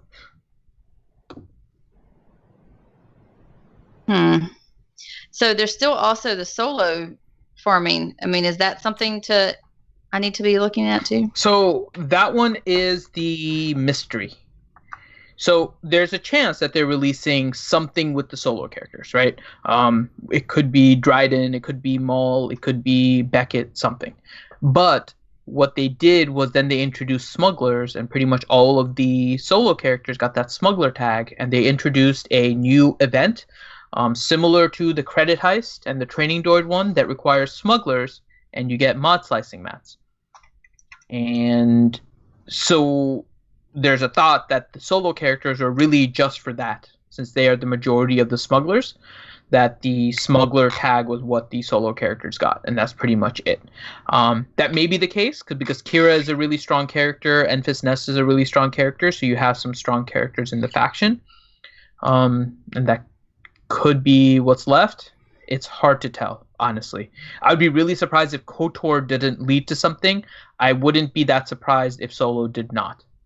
So all right. Take it for what it's worth. It's a guessing game right now in terms of whether or not you can get it. So depending on where you are, it might be worthwhile just to get him to 5-star and then focusing on KOTOR, because worst case is probably going to be a legendary. It's probably not going to be like a journey or something like that for any of those characters. All right. Bravo just said go Seahawks. You mean like Wilmington Seahawks? You mean something else? I think he's talking about tennis, because that team play where you hit the ball into the basket and everything. No, please move on. Oh my goodness. Okay. Takedown games. Is DACA worth the Zeta just for the refund? No. Plus, there's a chance that if you do the Zeta now, you're not going to get the refund because they've already announced it. Mm-hmm. So too late. Don't put a Zeta now hoping for a refund. Nope. All right. Andrew Kopka, will the zombie rework stop the Imperial troopers easily defeating them? No. Imperial troopers will probably still have an edge on them. Your Enfys Nest is going to be your counter, and then if you know how to play it right, that's not going to be an issue either. Okay. DSP, should all Nightsister Zetas be returned? I would still re-Zeta Asajj and Talzin, but they should give us that right choice, right? Yeah, we already talked about that. Yeah, we did. Gotcha. Nathaniel Miller, around the corn, what gear levels are your bounty hunters for Chewy?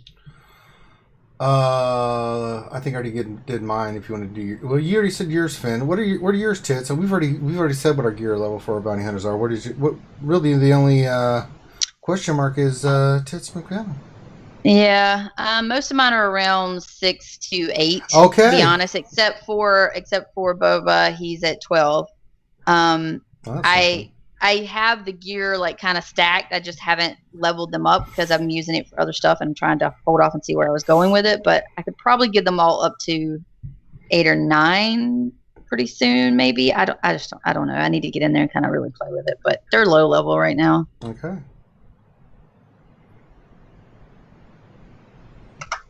Aw, a homie from my hometown here. Okay. Darth Hideous. Question for Affinity. What? I'm not reading that. That's just me. I'm sorry, that's just mean. You can read it. No, I can pick on you, but nobody else can. That's the way that works. Ranger and myself and Loki and Grande and Grim and Red can pick on you, but nobody else. Okay, next question. Nathaniel Miller. Why did they bother giving the Temple Guard a Republic tag? Because she was there, right? Yeah. The Republic. Yeah, I think that's from the Clone Wars. I don't know. They did, so. Which Temple Guard, though? I'm like, what is he? Is that from the There's event? That had the But how do you see what tags it had? I don't know. I don't know how they came up with that, so. But a Temple Guard would be Republic, so I don't see that there's a big deal about it, but I don't know how you can ascertain that information, so. Okay. Nathaniel Miller, who wants to band together and make a crazy lead to Arena number 1 so that they can make the meta report? Only 12 people needed. You only need 12 people to make. You only need 12 people. Yeah, to get into the top 10 because everyone is so concentrated at the top. The only thing is, so like mine, I'm on a rotation, so we would have to time it for a day that I have like a 1 or something. But I'm up for putting Ugnaught in leader, Yeah, getting him on the meta I'm report. too busy. Sorry. Okay. Let's see. Darth Tellywhack my knacker. Is anyone using Ahsoka with Bastila and the Yodas, and what's your rank in Arena if so? That's who I am changing over to if the change F's everything up for me. I hope you mean Fulcrum. I don't know what. I'm assuming. Wait, what Sulfur change is Fulcrum affecting Tana. the Jedi? None that I'm aware of. I mean, Is he meaning like the change, like the new the characters? zombie. It might be the zombie change because Nightsisters can somewhat get through Bastila. Because zombie can do tenacity down, and then you can get plague to start spreading and stuff. He might be talking about Ahsoka in order to get a heal with her basic, but I don't think that Ahsoka works well with that team. Not that it can't, but I don't think it's the optimal one. I don't either. And I'm assuming you're talking about regular Snips and not Fulcrum Ahsoka. Because Fulcrum's not a Jedi, so she's not really gaining anything under Bastila. No. So. Interesting. If you're still there, you can clarify. Yeah. So Darth Tellywhack my knacker, clarify. That sounds so ridiculous. Okay, so Thane Kyrell, can I get a shout out for my boy Darth Hideous? He has been getting more attack banners in TW than the big deal Grande Patron. Well, shout out Darth Hideous. Shout out. Good job, Darth. That's right. Is he balanced out now from his previous question? I don't know. He's all right. Yeah, he's fine. All right, you're not going to die. I didn't say it. Oh, Yeah, there you go. I didn't say it, so it's okay. Chewy. Fatality V2. I've got one Zeta to use of Chewy. Which one should I go first? Friends. Yeah, I think loyal friend is the way to go.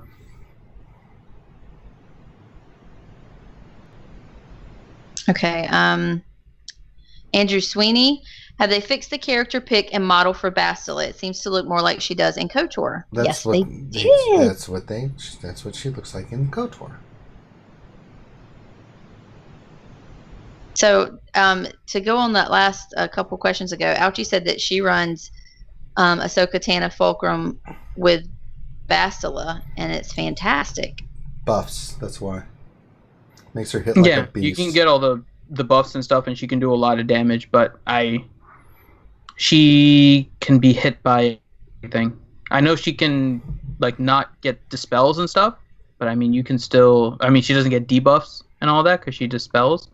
It probably works on offense. I'm guessing it doesn't last very long on defense because she ends up being really vulnerable to attacks and stuff. Okay. Luke Thyrocker, what is the entry fee for the half marathon, and whose couch can I crash? I don't know about the couch, but you just message Finn and we can let you know.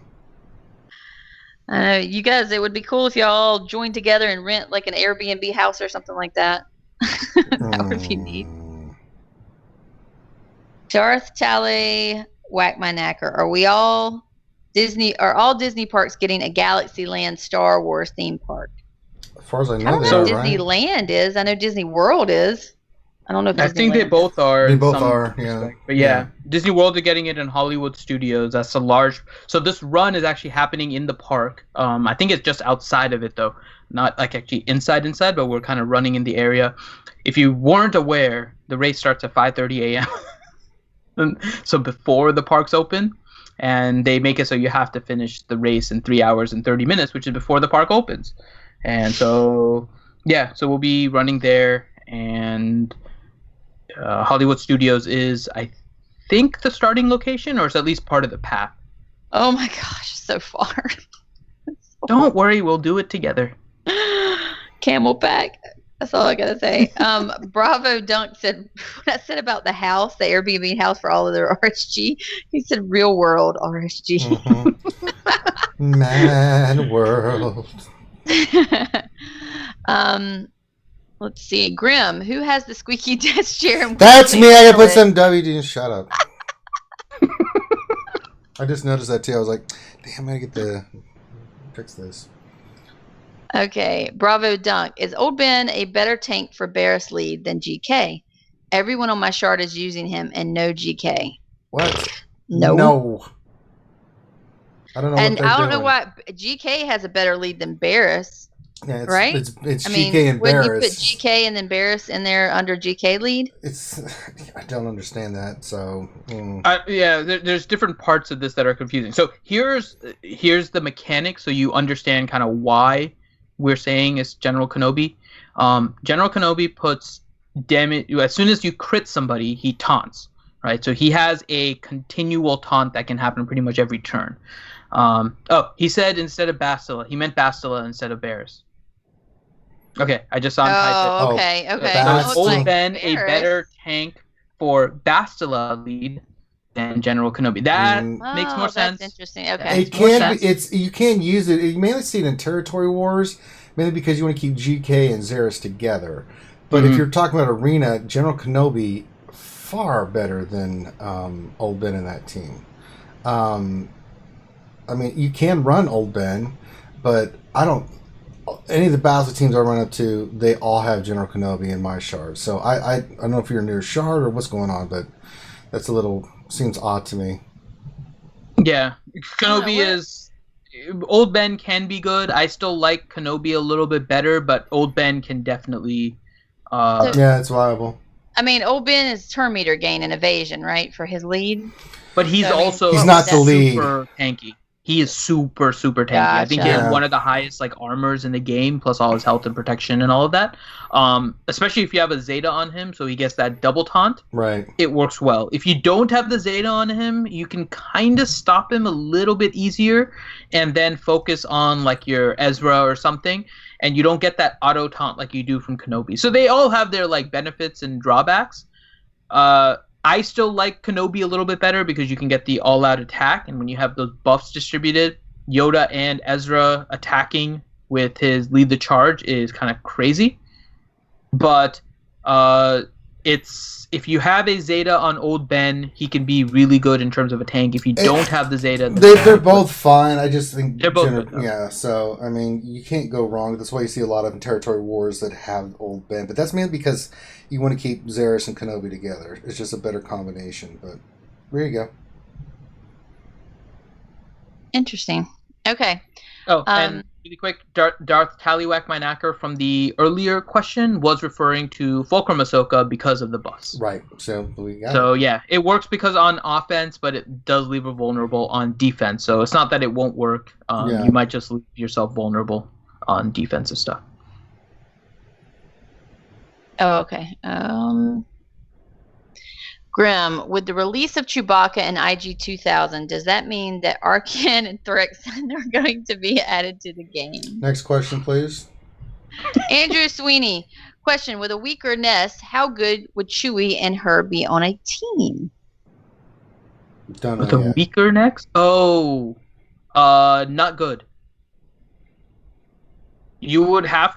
So the whole thing with Nest is you're trying to get her health pool really, really high. Yeah. Because that way, when she counterattacks, she health steals and heals it up to full, and then her health pool is so high that you can't just like one-shot her. If her health pool is too small, then she won't recover enough, and she's not going to be able to survive any of the after damage. And so, no, I don't think it's going to work really well. The character, and I'm going to kind of call it right now, what I'm going to be doing in terms of modding as well, I am going to be looking for a high damage, low health and protection CLS with a high health and protection Chirrut and Baze. And my target team right now, just in terms of looking at it, is CLS, Chirrut, Baze, Han, and OG Chewy. And I want that guard on Han, who's going to get it anyways, and CLS.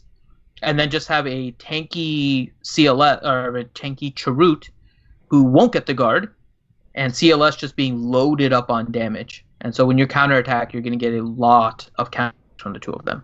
Yep. So that's going to be my target, I think, with my mods once it comes out. We'll have to see how it plays out, but just letting you know kind of my theory craft at that. Sure. Okay.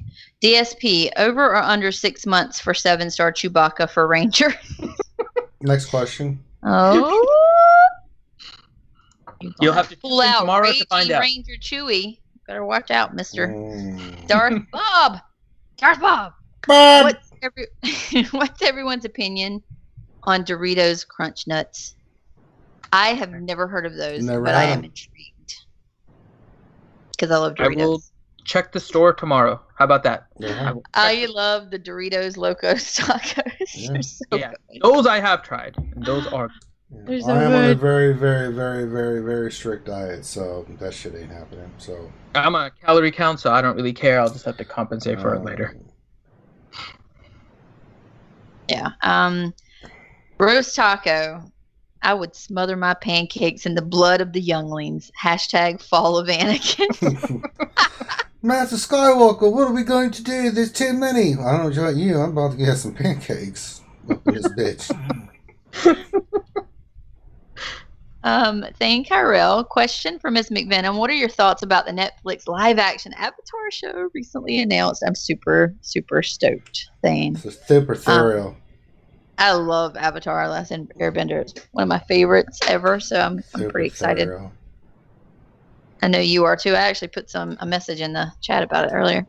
Ugnaughty, do you guys still do the Saturday Night Mature show? They don't show up in my notifications anymore. Nope. We don't, but Grim and Ouchie do, and I was on there last Grim- Saturday. So I'll hang out there once It's in a while. called Galaxy After Hours, and Yep. you can definitely search it on YouTube, or if you guys head to the RSG Discord, and if you ask Grim or Ouchie, I'm sure they'll link you to their Discord. Yep. I love that name too. Galaxy After Hours. Yeah, it's good. really cool. It's a good name. Partha Chatterjee. If you have the solo characters to 5 stars, then switch to KOTOR? That's what I'm doing. Depends. Depends on what you want to do. There's nothing wrong if you switch to I'm KOTOR. fine with them being 5-star. I've got Han and Kirill who will be done. I'm still going to put the caveat out there. There's a chance that if there is a solo event of some kind, that Enfys will not be part of the allowed characters. So if your 5-star characters includes Lando as well, because they're both in the fleet, Yes, then they I would say do. fine. Yeah. Well, I'm saying for Prata. No, bro. So if that one is 5-star for Lando, then yeah, might be worth it. All right. Okay, Partha Chatterjee again. If you have the solo character... Oh, wait a minute. That's a repeat. Oh yeah, I posted it twice. 37 and 38. I copied Okay. the one. Last question, actually. Kev There's one V1 more after. Jernobi. Oh, okay. Question, what's it going to be like running a half marathon in a Slave Leia costume? That's not going to be Outfit. me. I don't know. We'll have to see if we do anything costume-wise. I am not. They I'm telling you. encourage costumes. They encourage That's costumes. great. I will not. I'll be wearing the RSG shirt and some Ranger stuff, and that's it. I may bring my Kylo mask for pictures. Yeah, good luck. I'm not going to be running with it on. I won't be able to breathe, but, when we stop for pictures and stuff. Oh, that's boring. I'm totally going in costume. Okay. Well, I don't know what... Well, so I want to wear the RSG shirt that we're wearing, right? So I don't know what costume I'm going to be wearing. So, we'll have to think about it. I'm pretty creative. Yeah. With something. We should all bring our Loki lightsaber. Yes, I will be bringing my Loki lightsaber. I don't have a Loki lightsaber. Oh, we hit this again and get to talk to your boy Loki. Question number 40. Last one. Takedown games. How about now? How about now? How about now, Tiz? And we got through all the questions. All right. So we are at the end of the stream 3 hours later. 3 hours later. Let's thank our Patreons. We would like to thank the following people for... Chat is excited today. I know, right? So we want a special thanks to our gold Patreons, Choppers, Contingent, Corinth, Dar Teflon, Rose Taco, /Ren Rhodes, and the Tour. Thank you very much for sponsoring us and our Patreon. If you'd like to join us in our Patreon, you can check out the link below. It helps keep us putting out content. That's what it's all about. And now we are at the ending scene, and I'm going to make that butthole Finn do it, because me and Tits have been doing all the damn reading and stuff. Boom. Yep. All right. So thank you all for joining us on this stream. We do our Wednesday night stream every Wednesday night at 8 p.m. Eastern Time, where we go through the news and notes from the past week in Star Wars Galaxy of Heroes and give you our opinions on that, where we may or may not agree on things. And so hopefully you guys join us for that. If you guys saw, there was a little bit of a time period where the pre-stream actually became public. Normally that is unlisted, and it is for the VIPs only, and it also, the chat is only for those that are members on YouTube, or subscribers, however you want to call it. So those are the ones that are green in the YouTube chat. So today ended up kind of being a little sneak preview for those of you that are not. But if you guys do want to join us and become a member, all you have to do is join us through here, and there's a little membership button that you can join in order to do all that. There is also you can become VIPs by donating into the super chat, as well as joining our Patreon, which can also give you that, and all the links for that is in the description. Then you can check us out on Saturday mornings at 10 a.m. Eastern Time, where we do Jedi Academy, where we have a great panel of YouTubers answering questions of your guys for about 2 hours. It is a pure question and answer stream. You bring the questions, we bring the answers. And in fact, this last week, Warrior broke the news of Chewy to everybody that was there during the live stream, and actually answered a bunch of questions. So that should be going up. I'm catching up on the podcast tomorrow, most likely, so it should be caught up through the stream. And so if you guys haven't checked it out, check out the Jedi Academy from this past weekend, where Warrior goes really in depth into how this new Chewy is going to work out. So join us for every Saturday, 10 a.m. During the weekdays, Monday through Friday, at noon Eastern Time, we do the RSG Lunch Hour, where we play some Galaxy of Heroes. We have some fun. We do roster reviews. Today I was drawing Darth Vader, and people were calling it like a child and all kinds of stuff, but I still liked my Darth Vader. Silverbolt said he liked it, so that's all that mattered to me. So we have some fun there. We answer questions. We do Galaxy of Heroes. This coming Friday, is our typical Friday with Guess That Ginger with Sanely, so you guys can join us for that. He trolled us pretty hard on the last one. He gave us the answers of Chuck Norris and Rick Astley. It was not his first response was never going to give you up, and his next hint was never going to let you down. It's like awful. Insanely trolled us. So those are our Star Wars Galaxy of Heroes streams. We are also going into some other games. So Tuesday night, Tuesday. I know it doesn't like it the way I say it. Tuesday. Yeah, I emphasize the S. I say Tuesday. I know. Tuesday. Cool. God. Tuesday night, we do Tuesday night PC gaming. where we played different PC games, and we typically did Borderlands. The previous week we did Dauntless. This last week we did Diablo 3. We haven't decided what we're doing this next week, but we go through different games and just have fun. So join us for that.